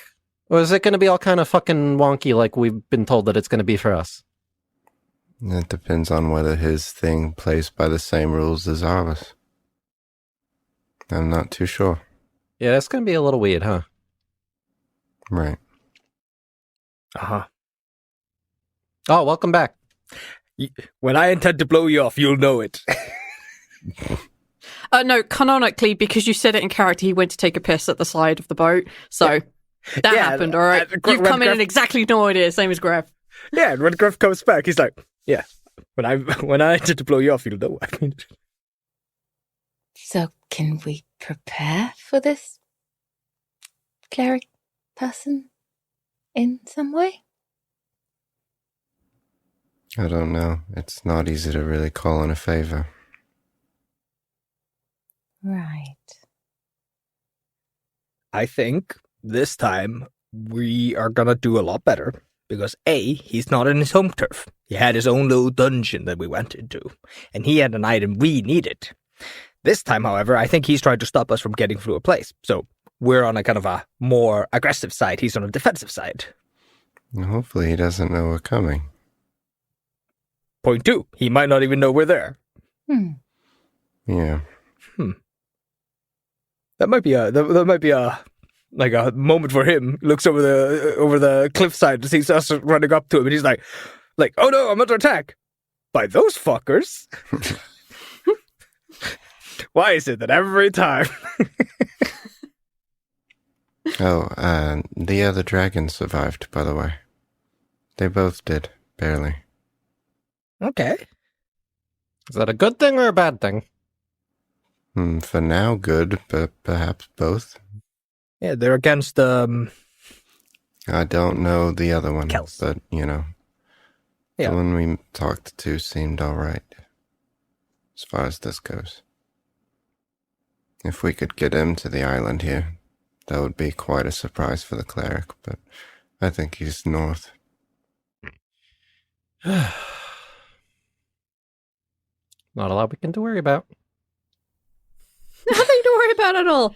Well, nothing we can do about it anyways. Lots of stuff to worry about, but yeah. Yeah. Ain't shit we can do about it. But no, to answer your question, Karin, there's very little we can do to prep for it because none of us are any kind of like Prep magicians? Well, the two of you are, both of you are like druids. Maybe you have some defensive magic you might be able to tap into. Something like on the line of like mage armor, something that kind of has a little bit of a duration that we can like prep with. But other than that, we're kind of fucked. I got box skin. Yeah, I'm thinking That's kind of shit. Yeah, and also 5 days ahead is not. We can't really do anything. Suvi was just hoping that one of you would just pull something out of your sleeve and say, "I can do this." An option. Talking of sleeves, what random shit does Greff have on him? Because he has all exactly. the shit. Hey, again, we're higher level. He doesn't have the home turf. And Greff may have sacrificed half his lifespan to boost his HP. So we got a couple of things. Sorry, what was that last part? We're gonna kick his ass. Okay. There's one thing that I might be able to do, other than try to see the future. Oh. Remember I was mentioning the auntie hunting and gathering people type of thing. They will do the dream thing to exhaust them. Right. We have a couple days, couple nights. Oh, I see what you're doing. If Dindar can get at his dreams, then that means he dreams. That means they're relatively normal. That means I should be able to work there. And I'm assuming because you're under the jurisdiction of Dendar that you're not going to get your ass kicked by the fucking creepy spooky thing I saw when I did the dream thing. You saw a spooky thing. Oh yeah, we didn't really talk about this. Yeah, so I can kind of go into dreams because I got the magic for it because reasons. Yeah. And I went to talk to Adnal for a little bit, and there was a really spooky, fucking creepy looking, like dead skeleton, but not skeleton, like kind of a weird mummy looking thing. He'll try to explain it best he can what the Sandman looked like. Yeah. I'm assuming that you probably won't get harassed because your god's kind of the whole dream master thing, whereas I kind of was just Yeah. doing magic. They would probably be afraid of Dindar, especially since if they get any whiff of Dindar's magic around a dream and they step into it, they are stepping into something that they know is about to collapse and thus might be consumed themselves. It might make sense. I like this plan. This is a good plan. I've never been bothered by them. You should do it. I like it. Harass him. I can try. So we're gonna turn this personal fight into a vindictive fight. No, you're smartly weakening the enemy. Yes, we are. I know. I know we're gonna have a genuine effect. I just like the idea that we're just pissing him off. Let me get this straight. Your plan is to irritate this guy in his dreams? Don't let him sleep. weaken him. I don't know. Are you in character, V? No, I'm not here. Yeah. The only person here on your boat is Baskin, and he's currently passed out downstairs. That's why I was confused. No. Yes. Yes. It is a part of the spell. There's something that Ivoris mentioned is like the secondary purpose of the Dindar worshippers to wear people out that might be being hunted by the fighting and killing type of Vianti. They take psychic damage. All right. They might end up with exhaustion. It's basically exhaustion stacking. I think we can do that. I think there's a way. It's going to be a bit harder. Usually I was pretty good at this because I could kind of sense someone's attachments. I would get to know them a little bit, but I don't exactly know him or what would scare such a person as that. I think I do. The most I can do is try. Put the fear of Kalimvo in him. Make it seem like Kalimvo is about to come hunt his ass down for betraying him. That is true. But the risk is that if it doesn't work, and he doesn't forget the dream because it doesn't turn into a nightmare, he might know I was there manipulating. And thus he might sense us coming. There's something to consider. If this were an easier target for me, and I absolutely was certain that it wouldn't go wrong, I wouldn't be as concerned, but I don't know if I'm going to be able to get to him. I just know that it's possible. Dindar has taken nightmares from him. Means it's possible. Well, if he's as strong as you say, then I suppose weakening him is a good idea. But I suppose it's risky for you, right, Ivoris? Is it?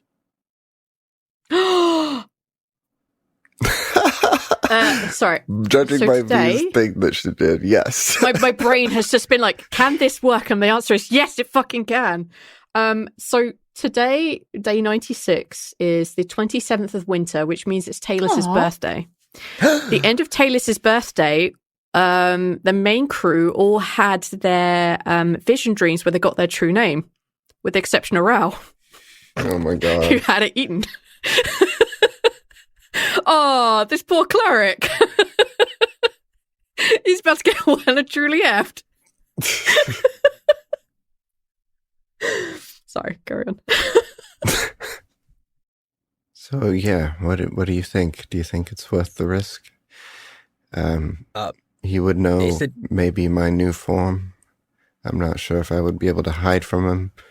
I don't think that I'm at actual physical risk. I believe that I can just leave whenever I like, so I don't think there's any way he could hold anything over me.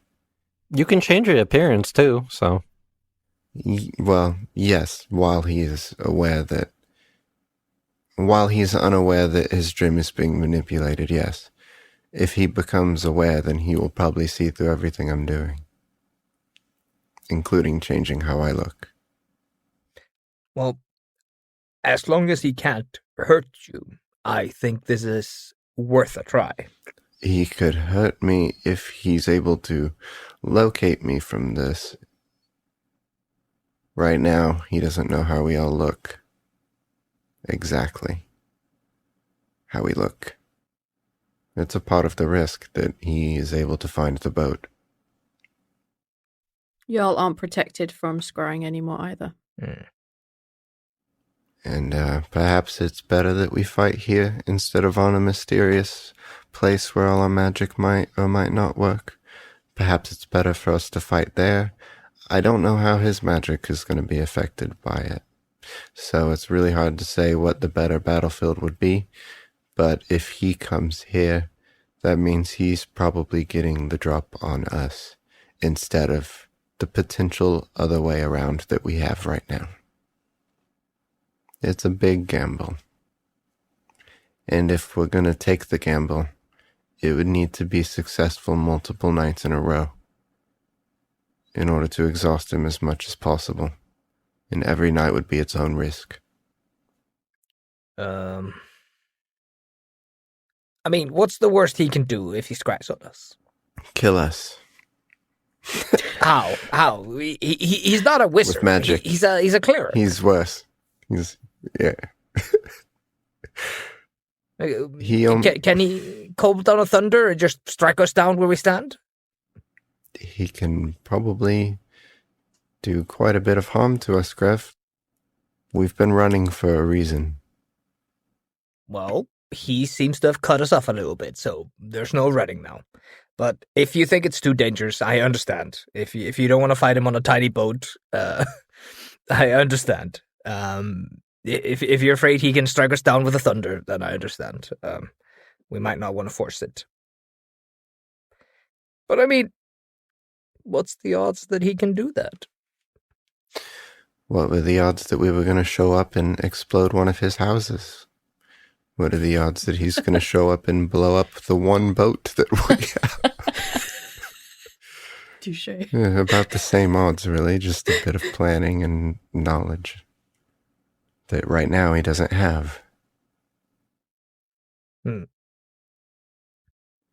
Just think about it, and let me know closer to when, I guess we're 5 days out, I think Baskin said, so like I said, each day is a risk. The more we exhaust him, the better, but it's probably not worth 5 days of a stretch. That would be risky. But in the next day or two, just let me know, I guess. I will say that if you're trying to exhaust this, it usually takes 6 days to exhaust someone into death. That's the exhaustion levels. Oh yeah, I don't think I'm going to be able to kill him, but and I'm not going to be able to affect his magic, but... Nope, but you can halve his speed, you can halve his attack rolls and saving throws, you can halve his hit point maximum, you can reduce his speed to 0. Technically speaking, you actually can affect These are his all magic. the fun levels of exhaustion. Well, if he doesn't get the benefits of a long rest, then he can't replenish anything he uses. Now, if I do get him exhausted enough, you remember that giant green terrible thing that I made, the light? Right? Every short bit that they are in that, they get more drained. So, it might half the amount of time that I need to keep him there in order to kill him this way. But I should be resistant to that and might be able to actually get in there and hold him there. In the snake form. Another risk, but I've been given a lot of the Yuan-Ti stuff, so that's kind of my toolbox, so to speak, right now. Yep, I want to fuck with him before we get there. It's my thought process. I have nothing more to add. You notice that y'all have been talking for some time. A couple of hours go by as you discuss what it is you want to discuss, catching up on things, just running the boat.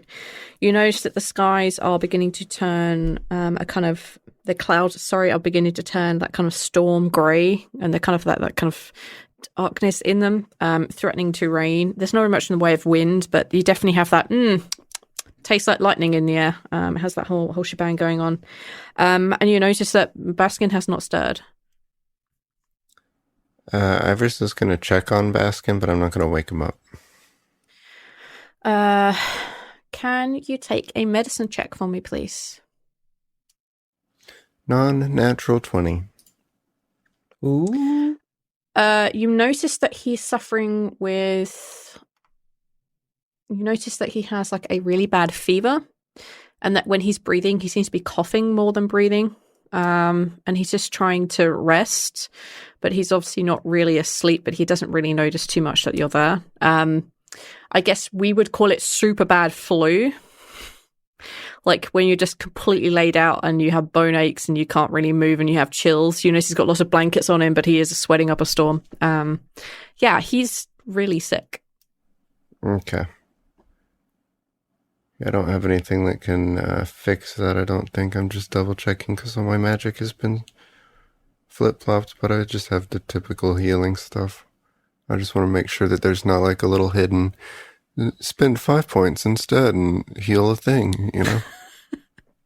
I think that's Palalaladins. Yeah, the thing that I was before. Yeah, that one. Irony. You wish to destroy your enemies, but you forgot how to protect your loved ones. Yeah, Ivoris is going to go and get Kaz. Actually, no. I can do both. Get Greff! Let me make sure I can do both. No! You stay out of the sick room. I know sword magic. I can make alive things super dead. Are you threatening to kill Baskin? I'm just saying, maybe if I do it backwards, I can make super dead things alive. He's not dead. Well, luckily He's alive, I know how Greff. to fix that. Oh, I forgot that I had gotten rid of that spell. Okay. Yeah, I do need Kaz. Hey, Baskin's sick. Do you think you could maybe shrink him down so that I could send him back to the other boat for a couple days of rest before we get too close? And then I can go get him back. What's he sick with? I don't know. I think that his crew might know better. But either way, I should be able to contact them and find out. If you want to, I mean, yeah, otherwise, if you give me a couple of hours, I can try to get lesser restoration going and see if that'll help. If you have some way to make him better, then yeah. I'm just worried he's really sick. I would accept that. I'll see what I can do. Give me a few hours of peace so I can try to get myself ready for this. Okay. In the meantime, Kaz will do a simple conjuration of good berries. Yeah. Try to take one of these and squish it down into a juice and see if you can get him to drink it. Just so at least that way he gets a full nutritional meal. Yeah. Thanks. So we're all hearing this, right? If Suvi also tries to do the same thing, would that help, or would it just be, would that have the time or something? By the power of our magics combined. Yes, exactly. Woohoo! I don't know. I'm just making stuff up. 2 lesser restorations That's make how we a roll, mega boo. restoration. A greater restoration. Well, I can already cast Or that, a actually. faster restoration, or I don't know, something.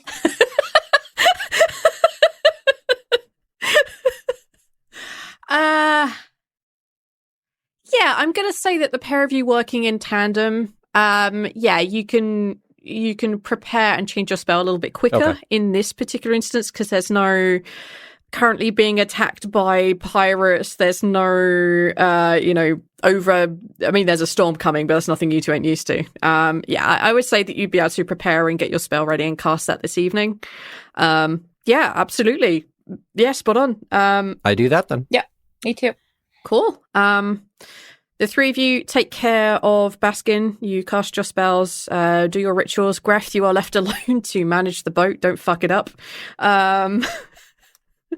As the three of them are tending to Baskin and changing their spells, Greff, you notice that the storm clouds ahead of you are getting worse, and you notice and spot lightning further out. You can feel from the few days that you've been on this particular boat and all the time that you spent with the other sailors that the waves are getting much less predictable, they're getting much higher, and they're getting much worse. All right. seeing as how I actively took a participating role in Baskin's boat and the... Wait, I'm trying to remember. I feel like Greff has been on a boat twice. Yeah, once on the way to Hell's Island and once on the way back. Those are the only 2 times. Yep. and then Baskin's boats. Yeah, basically Baskin's boats. Okay, yes. I think Greff has at least taken enough active roles in the boats that he would know how to react to an incoming storm, which I think is pulling the sails together and just bracing for the weather. Yeah. So yeah, Greff is gonna just without disturbing the crew, just gonna I don't know, wet something into the steering wheel so it just doesn't go off spinning. No need for that. And then he's gonna go take care of the sails. Let's discuss what kind of a role to keep this ship on course and not under the water. Let's discuss what our options are, folks. Okay, let me go to my character before I make any rash decisions. Can it be? I'm gonna tell you right now, you are not going to intimidate the storm from knocking on I have one thing. He has a one-trick pony. It's a good trick. Right? Thank you. Survival.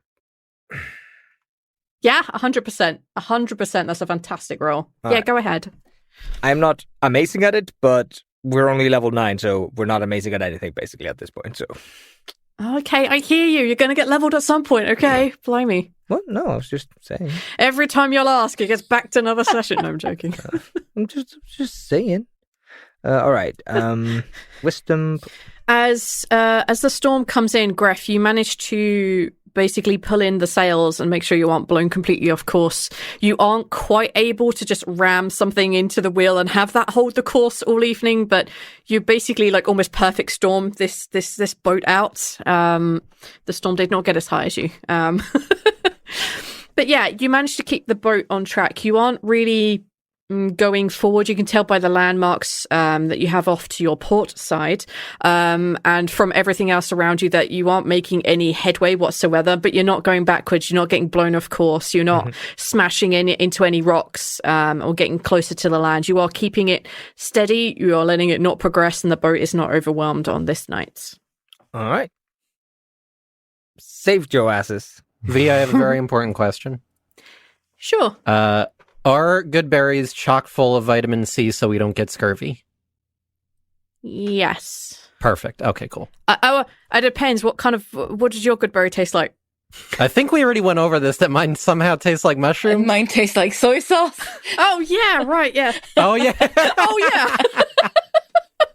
Yeah, I remember. All right, yeah. Together, it's a particular flavor of shiitake mushroom. Oh, God. I love it. Yeah, absolutely. All right. You managed to hold the ship in course. There isn't much damage to the boat. It's by the time that everybody wakes up the next morning, Baskin is obviously feeling a lot better. And he thanks you both for helping him. He thanks you both for putting up with his sickness. And he goes to work fixing whatever minor damage has been done on the boats. He thanks Greff for looking after it. And instead of just going directly to take over next time he has to, he sends Greff to do it, to keep the ship going forward. He's acknowledging that there may be some sailor in Greff in there somewhere. Yeah. Good job, folks. But you are delayed by basically 2 days because of this mixture of storm and having to repair the boat and Baskin's sickness. Okay. Did we decide on anything before V throws things at us? Oh, yeah. Go ahead. Before I do more plot, go for it. Baskin's. Let's imagine you hear lots of thunking and smashing as Baskin is trying to fix the boat while you guys are still kind of floating. No, in the middle okay, of the Baskin sea. maybe. You have time to go ahead. Okay, he's fine. Baskin, doctor's orders here. I'm telling you, have another bit of rest. Okay, fucking tell us what to do. Baskin slept. Baskin asked that you move this and move that, and that you keep the boat steady. Okay, but Baskin, I'm saying you should not be doing hard labor when you're getting over disease of sickness, okay? Baskin will be fine. Baskin feels much better thanks to mushrooms and sauce. Baskin's much better. I'm not apologizing for who I am. I'm so glad you like them, Baskin. You should not.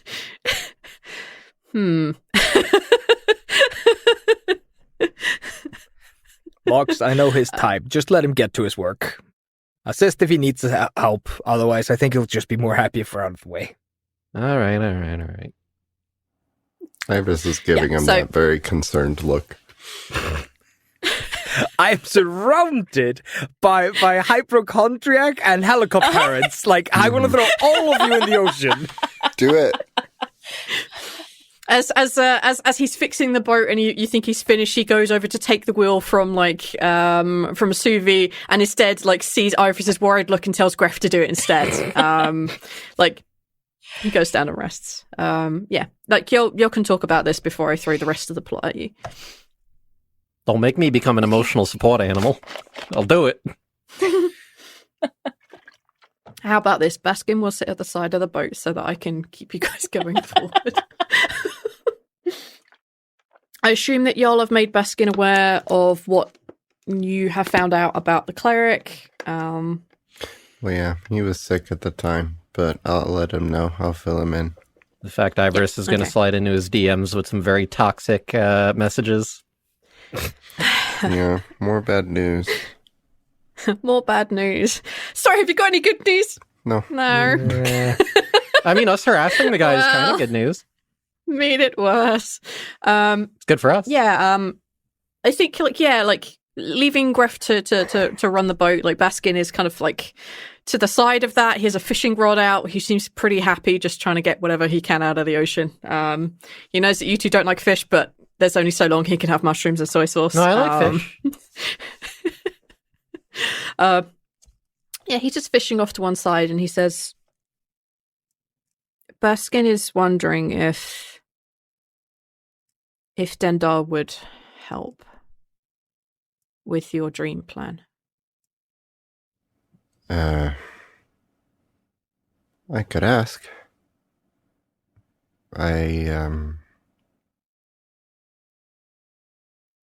Dendar usually responds to what I do in the dream. It is usually not the initiation of this, but perhaps Dendar could just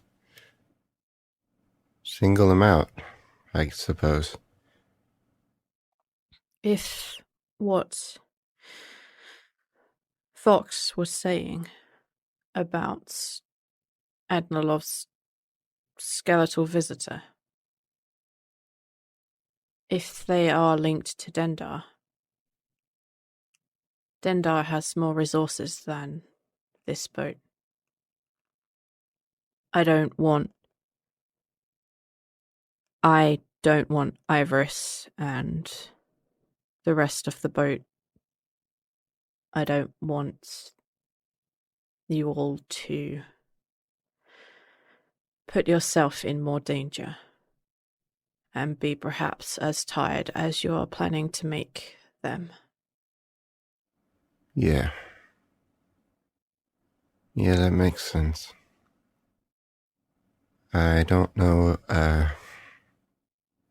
what the cost of such favors would be, but I'll find out at very least and see if there's anything that can be done.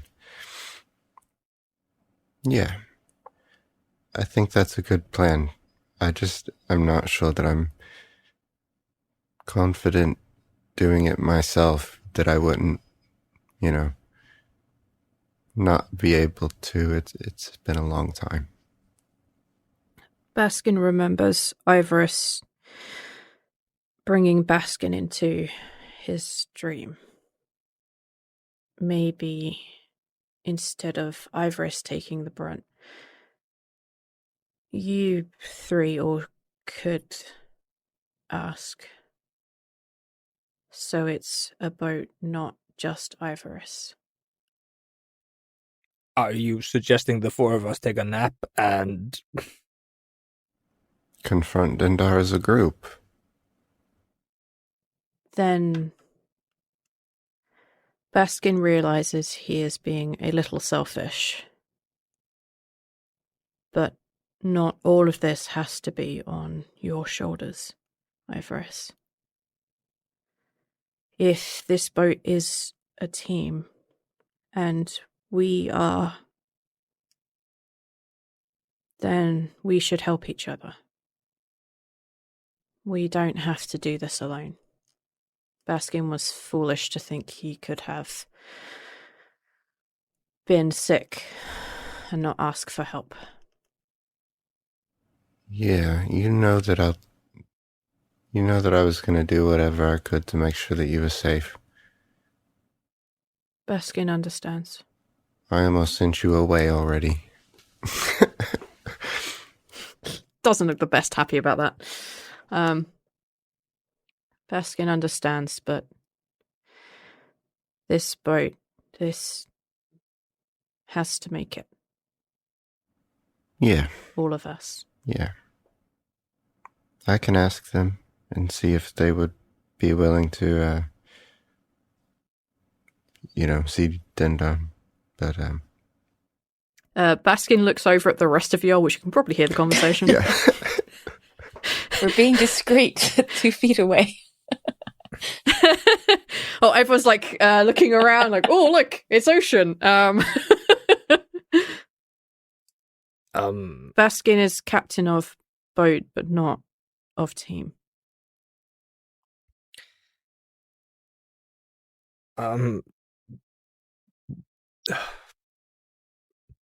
Sorry, it's hard to find the right words for the phrasing I'm looking for. Why would none of us are worshippers of Dendar? Why would Dendar do anything for us? We're not his followers. Dendar is a goddess.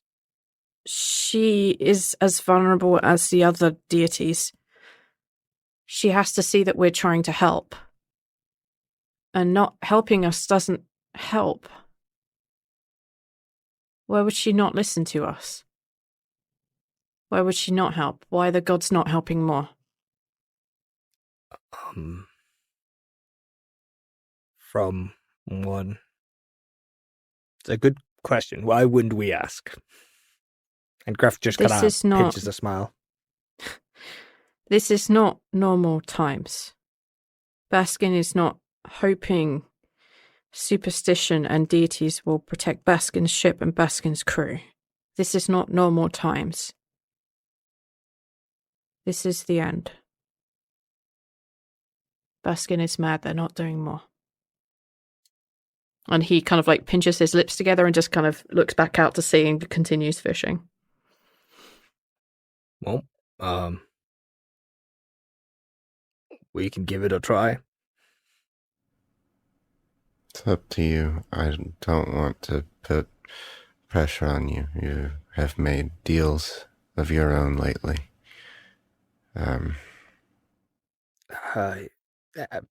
Doesn't hurt to ask. Right? Maybe. No, it shouldn't. We should be fine.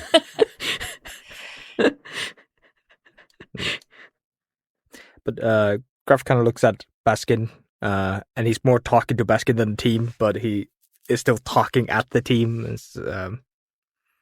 But from what I've heard from the gods, their powers are limited, and their abilities are stifled. There are rules that we mortals do not understand that they have to follow. But we'll see what Dendar says. And then Greff is going to go down into our tiny little cubbyhole where we're trying to take a nap, 4 of us together. Awkwardly. No, Ivoris, no, Vox, you have to be the big spoon tonight. I was the little kid spoon yesterday. Nope. Before you fall asleep, Greff, Daisy sends you a message. Ooh. And she basically says that she has learned about avatars, but it doesn't make sense of 2 people into a god into a person, let alone two. She has one person she might be able to talk to, but they're really busy, and said that they'd have to come back later, and that she'd be able to maybe talk to them in a couple of days. Is this urgent? Is this something that she needs to do now? Greff replies, basically saying like, we're not talking about days, but we're talking about weeks, maybe a month at most. Couple of months. We don't know the dates anymore yet. Okay. Yeah, no, like Greff tries to basically explain like, no, this is not something you need to hound somebody about, but like keep talking to people. You might find somebody who can point you in the right direction. If the chance arrives, ask them about it. Like, yep.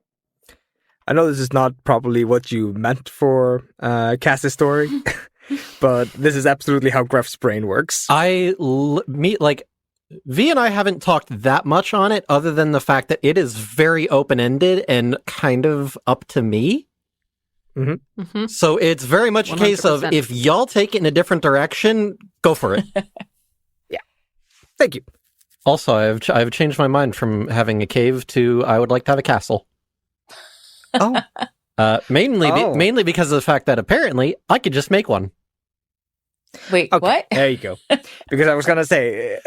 I was looking at my list of spells, and Wall of Stone is a very misleading spell.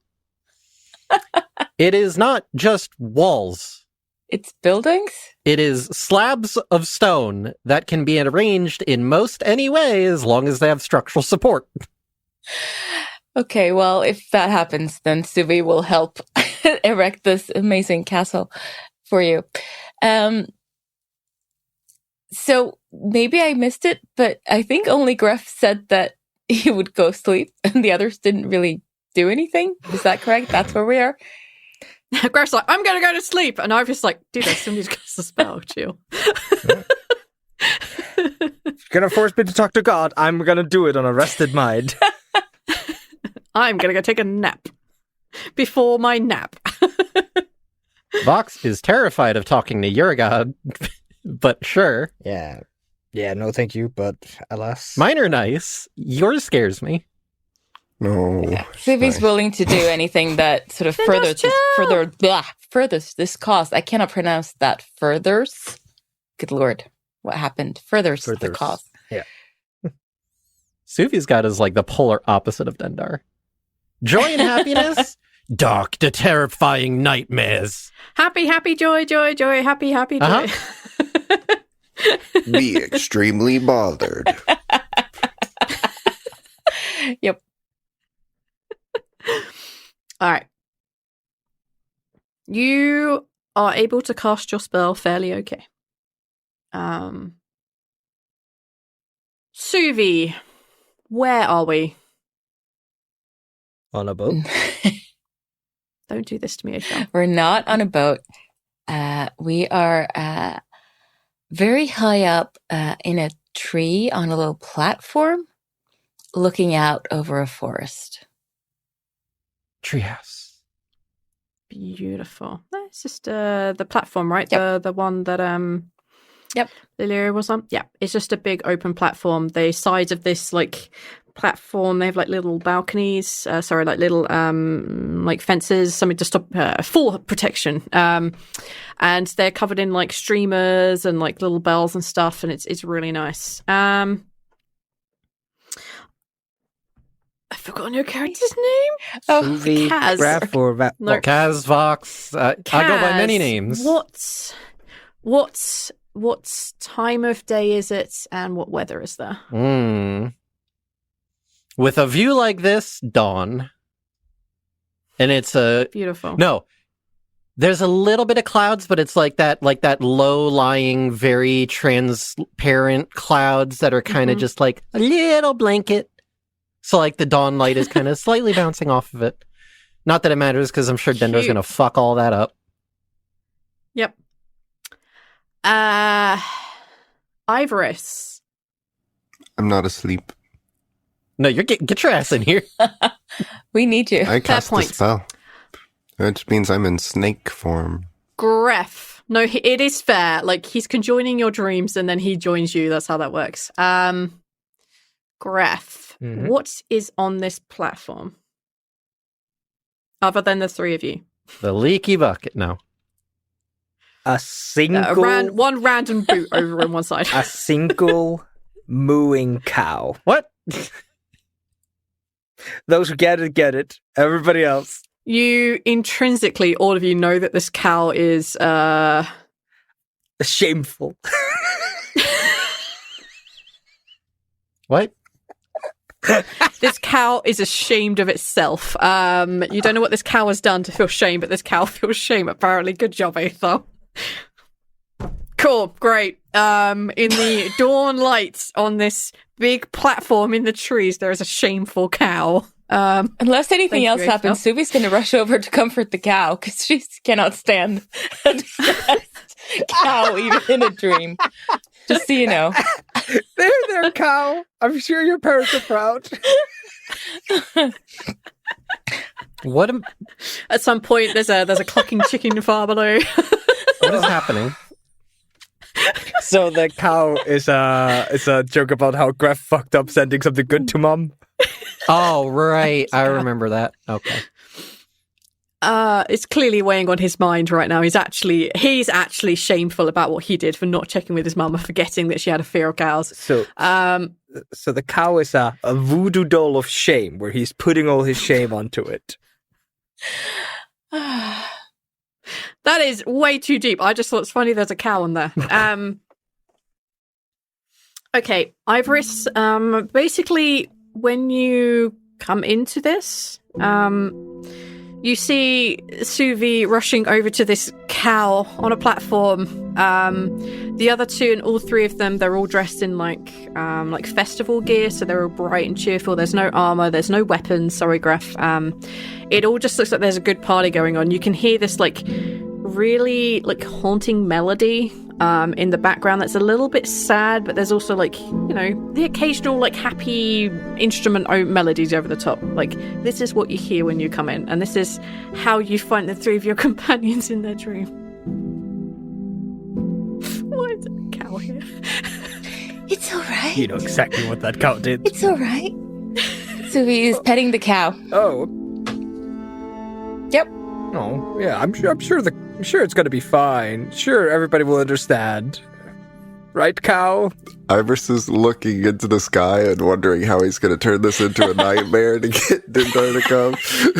Just going to show up. This is a nightmare.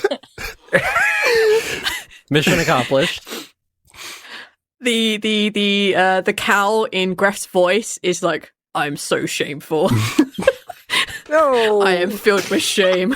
No, I'm sure. In Greff's voice, so yeah. I'm sure everybody understands. This is shame. I exist in shame. No, cow, it's fine. It's fine. I'm sure nobody's as angry as they make it out to be. I'm sure they're expressing themselves and everybody will feel better in the morning. Right? Shame. Ivoris, you can fuck up this and turn it into whatever number you want. I think you have nightmare fuel already here. Go ahead, Neil. Fuck up the stream.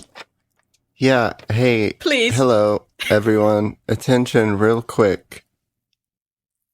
Ivoris changes the scene to be like inside of a building with windows. And I don't like have this. the cow. The cow is not here anymore. All right, shame. I feel much better. No, bring it back. That was his I feel- nightmare. I'm starting to feel a lot better about this. Okay, here we are. Remember, you're asleep. Don't wake up, but you're asleep. And we're here to talk to Dindar, remember? Right. Question: If I cast the dream spell while I'm in the dream here, is this going to turn into like that one movie? Is this going to be Inception? Nah. It's going to be a dream. You cannot cast a dream in your dream. Damn it. You cannot cast a spell inside your dream unless that was your intent before you went to sleep, and there are very few spells that you can do. We need to go deeper, V. No, we don't. This is as far as it needs to go. So, you have put everybody inside a room. Is this nightmarish enough? Are there no doors? Is there any storms? Is it dark? There's windows. There's a lot of windows. The cow is not here. It's much the same scenery, though. I just wanted to bring everyone into like a meeting environment so that we could get serious for a moment, you know? We're all in business professional attire. Yeah, everybody's, because dream logic, everybody's clothes turns into something smart. Still no swords. And as much as Greff tries to flex his muscles, the clothes won't rip off or anything. Like, Oh, truly a nightmare. There's surely a wizard around here casting curses. Looks at Ivoris. So, I'm not sure if this has to be a nightmare or not. Last time I spoke with Dindar, it was kind of a relatively meh, not nightmare yet type thing. So, Okay, that's good. maybe, yeah. Ivoris focuses on mentally inviting Dindar to our dream. It sees if that's anything. Take a... No, you're in the dream. Like your book can be nearby, and that's usually enough to provoke a reaction. Everything you see outside the windows suddenly becomes very stormy, much like the perfect storm that Greff almost had to weather on his own the night previously. You hear the sounds of fake mooing all around you. The melody that was there before is now only dark and twisted, and if possible, you think it's running in reverse, but we don't know what that sounds like in Discord world. We know what it sounds like, but that's what it sounds like. Everything is strange and unsettling. The light doesn't produce the flickering lights that are in this room don't produce any light. They produce only shadows and darkness, and all you can see are the glints of each other's eyes and the mist of your breath. From the center of this room, there is a dark, swirling vortex slowly appearing. It's this kind of purplish, dark bluish color that begins to swirl. And you see this creature's head begin to appear. It has far too many mouths than is necessary. You see it basically has no nose, only slits for nostrils, and it has 5 eyes, creating a circle. Its long, black, flowy hair are mists and tendrils of, looks like octopus arms, that kind of shape. That's what you see in the middle of this room.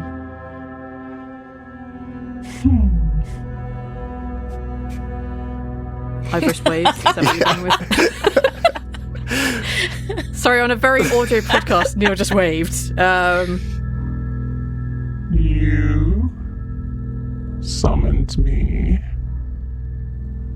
Very bold. Apologies. The cleric you mentioned? Yes. I was suggesting that I could go and sabotage their dreams and exhaust them a bit, but it seemed like too much of a risk for me to take myself. We were wondering if there was any help you could offer in making his nights restless for the next couple nights while we get there. You see that each of the eyes kind of stares each of you in the face, and the kind of the fifth one just scanning between you. She says, You wish for me to use my powers to give somebody else nightmares. I could. But I do need something in return. Nightmares don't come out of literally nothing. And what would it cost?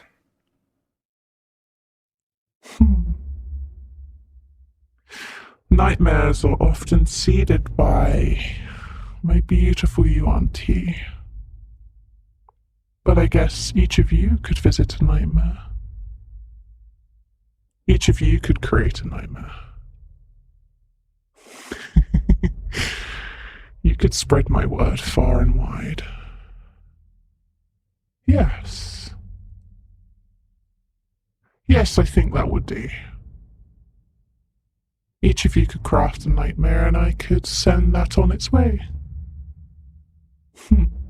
To just anyone. You could invoke a nightmare in another. I mean, you know very much how to do that.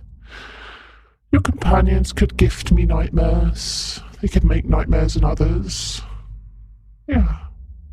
I could give you the ability to do that. Goddess Dendar. Surely. Greff, Peace Bleeder.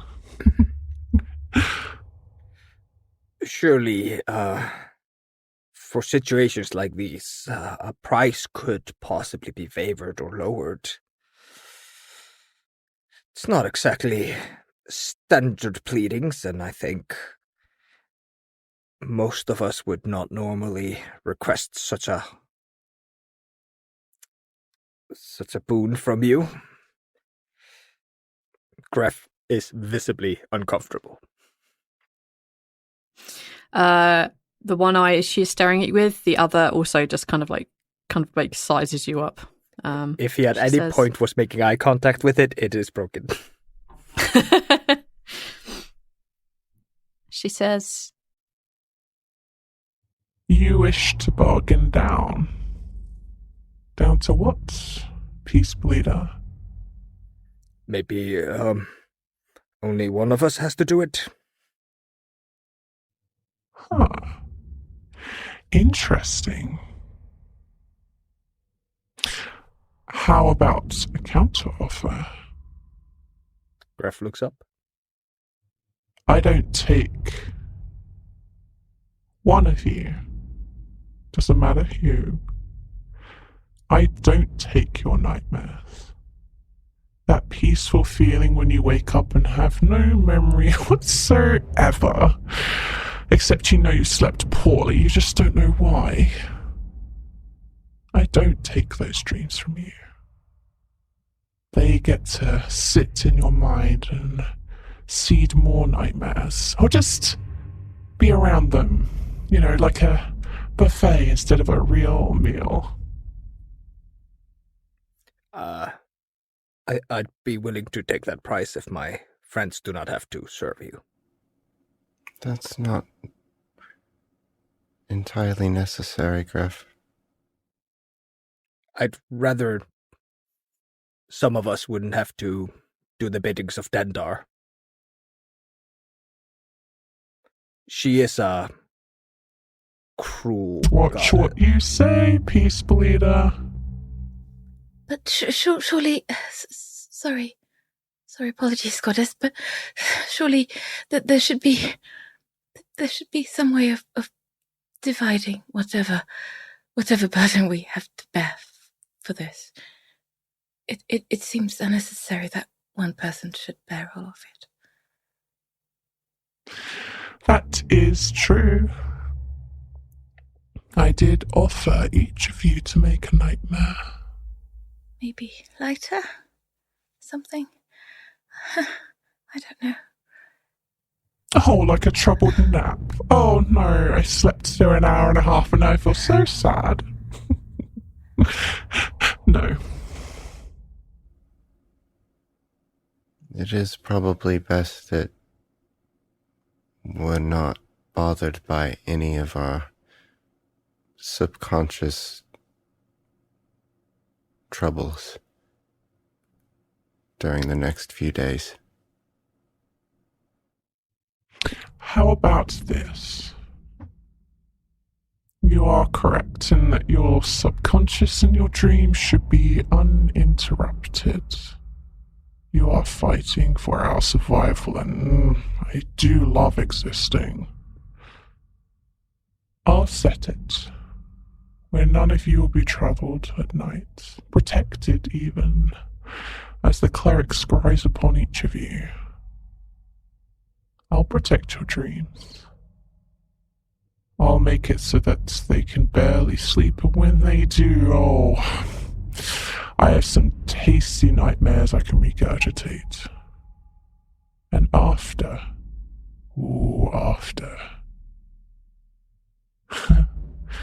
when you're done at the Moor of Clarity, after I shall visit each and every one of you, and visit a nightmare upon you that you will not easily forget. Be that in the sleeping world or the waking one, once the world has been saved. I wish not to make a choice for my friends, but if I am making an individual choice, I would rather wish a nightmare upon me than others. Yes, so would I. I would be willing to do it, but I just wish there was a way of somehow lightening it and sharing, instead of someone having to take it all. If we each just take the original offer and do a nightmare each, then no one has to be bothered by themselves in such a way as the other offer implies. We would just have to, but they would forget. You are some days away, and this affront to my brethren. It's far more than 4 nightmares you are asking for. You can gift now or receive later. The choice is yours. Of course, Kaz. Of course, Kaz, if you don't make it through, then of course, not going to visit anything such upon you. If you do what you are intending and my brother and sister tell me, I would not visit such upon you after such a sacrifice. It's a fair point. Many of those in your position have exquisite nightmares, and I have kept many of them safe from such. If you are truly to take their path, if that is what you wish, I would not visit a nightmare upon you. But I would appreciate something. I mean, for me personally, I can do the magic to be able to go into someone's dream. If you want me to go scare the shit out of somebody, that's fine by me. Just keep your creepy skeletal, whatever the fuck it was, away from me. Yes, that Sandman is somewhat zealous. I will keep them far from you. I will keep all of them far from you. It's fine by me. I have no issue scaring some other people. There's a few people that probably deserve it. Then you may visit your friends without worry that the Sandmen will get you. So, I can show them how to do this, and they can each do one, and then we're good, right? Yes. I will get to work. See what I can do to keep this filth from dreaming sweetly. Preferably dreaming or sleeping at all. Thank you. I'm glad that we can reach a mutual agreement. Ivoris bows, which he doesn't do to anyone ever. So it's like really weird.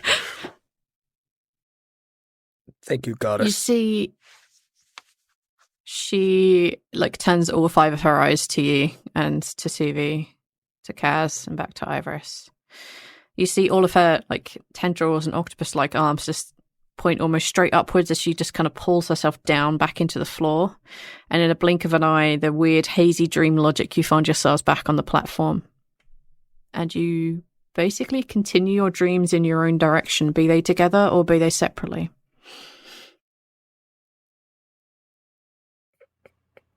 Kaz is dreaming up the deepest recess of cave and just curling up. If it's not a nightmare right now, then Ivoris can shake everyone up because I'm awake. Yeah. No, 5 more minutes. 5. 5 more minutes. This is my nightmare. Stop it. Okay. Stop making me wake up. Don't wake me up. That's the real nightmare. That hits too true. That's the real nightmare life. The sailing for the next day or so is pretty rough. It is you can't really just stand on the deck without having to shift side to side. It's getting pretty rough the further south that you travel. Your natural magics to control the weather and the waves are doing wonders, but that can only be held on for so long a day. This storm front is massive, and you can see it just pounding against the land off to your port side. It's not great. Everything off to your starboard side is just a mess of lightning and rain and wind and waves that seem bigger than your boat itself. It's getting pretty bad. During the middle of the next day, your boat is hit by a strike of lightning, cracks the mast, and that kind of shatters and falls apart. But between the group of you under Baskin's direction, and I'm going to say it, Greff's pretty strong arms, you manage to get it mostly fixed. It will sail, but it's not doing fantastically well. It takes a really long time. It is not going well travel-wise. The storm is slowing you down and holding you back despite your best efforts. Your dreams are uninterrupted. No nightmares, only good dreams. I'd like one of you to roll a perception check. Me. Yeah. Doesn't matter which one, yeah. Whoever it is currently driving the boat, or have you, navigating it, I don't know, steering it, whatever. I think you pilot a boat. I don't like that. I just did that roll. Okay. What did you get, Vox? 10. Okay, well, you don't see dick all. Thanks, Roll20. Thanks, Roll20. It's been a while since I said that. It's been a while since it's fucked us hard. I have a +8. It's very bad. Oof, buddy. That's rough, buddy. Yeah, that's pretty rough. You can use your inspiration. I don't have inspiration. Oh, wait, I have the other inspiration. 1d8? Yeah, you know what? Let's do that. I don't remember exactly. Oh, no, it's D10, right? That's what you said last time. I have it down as a D10. Yes, 1d10. Yeah. Okay, then in that case, I use that. Now watch it be like a 2. No, I was wrong. A 3. Whew. Damn! You still don't see dick all. Suvi immediately gives you a new bardic inspiration. Cannot add another one on top of No, but you can have a new one for today. For whatever next time. But can you see my disappointment? I can feel it from here. I'm so sorry. You notice that off to your right-hand side, it's really late by the time you notice it, but you see what looks like the masts and sails of a much bigger ship.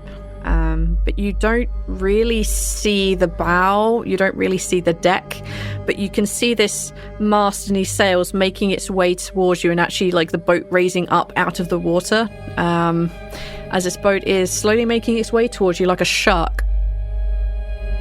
Cool.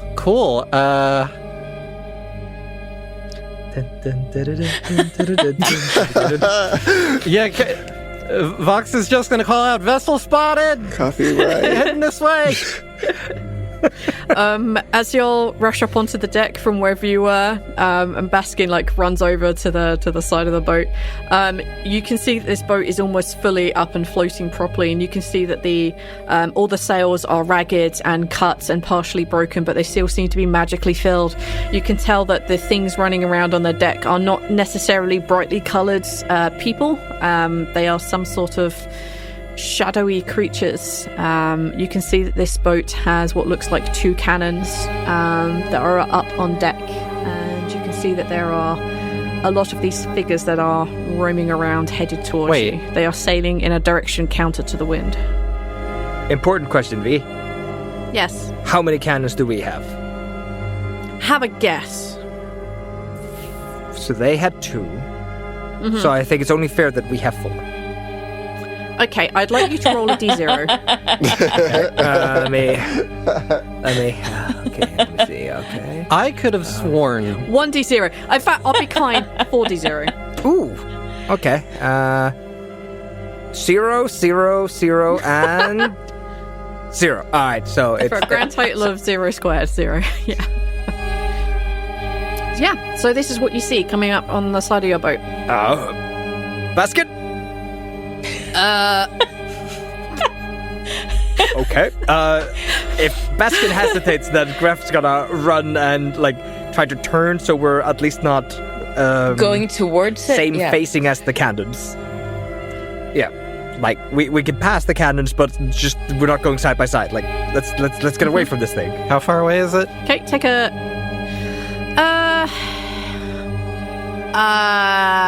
They could definitely hit you with a cannon. You could probably hit them with any of your spells. Crossbow range, let's put it like that. I don't know how far that is. Sounds good. Control water. Sounds reasonable. Yes, 100%. Greff, can I get you to roll a survival check, please? All right. I can do that. That's another 18. Pretty good. You managed to keep the boat in a position where it's not going to be hit on the side with the cannons, but it is a tricky maneuver. As you notice that the boat is actually their boat is beginning to like gain on you, siding it with the cannons. Baskin just kind of like shakes his head, not realizing like, oh crap, yeah, this is the boat of the damned, fuck it. He takes over maneuvers and continues that for you, keeping the boat steady and as far away from the cannons as he can. The boat is much faster than yours and is definitely going to catch you. V sure knows how to leave us on a cliffhanger. Thank you so much for listening to episode 32 of Kino. It's been a blast to record the last couple of these episodes, and I hope you guys have been having an equal amount of fun. And if you have been, go check out our website. There's a lot of cool stuff to be found there. You can find a lot of the classes. You can find a lot of cool fan art. And we actually made an entire timeline for TLD, so you can actually kind of like structure the entire story in your head if you read through it. And I highly recommend it. It looks really, really good. Other than that, I just hope you guys enjoyed. Thank you so much for listening. Thank you so much for just everything you do. And have a fantastic month. Bye.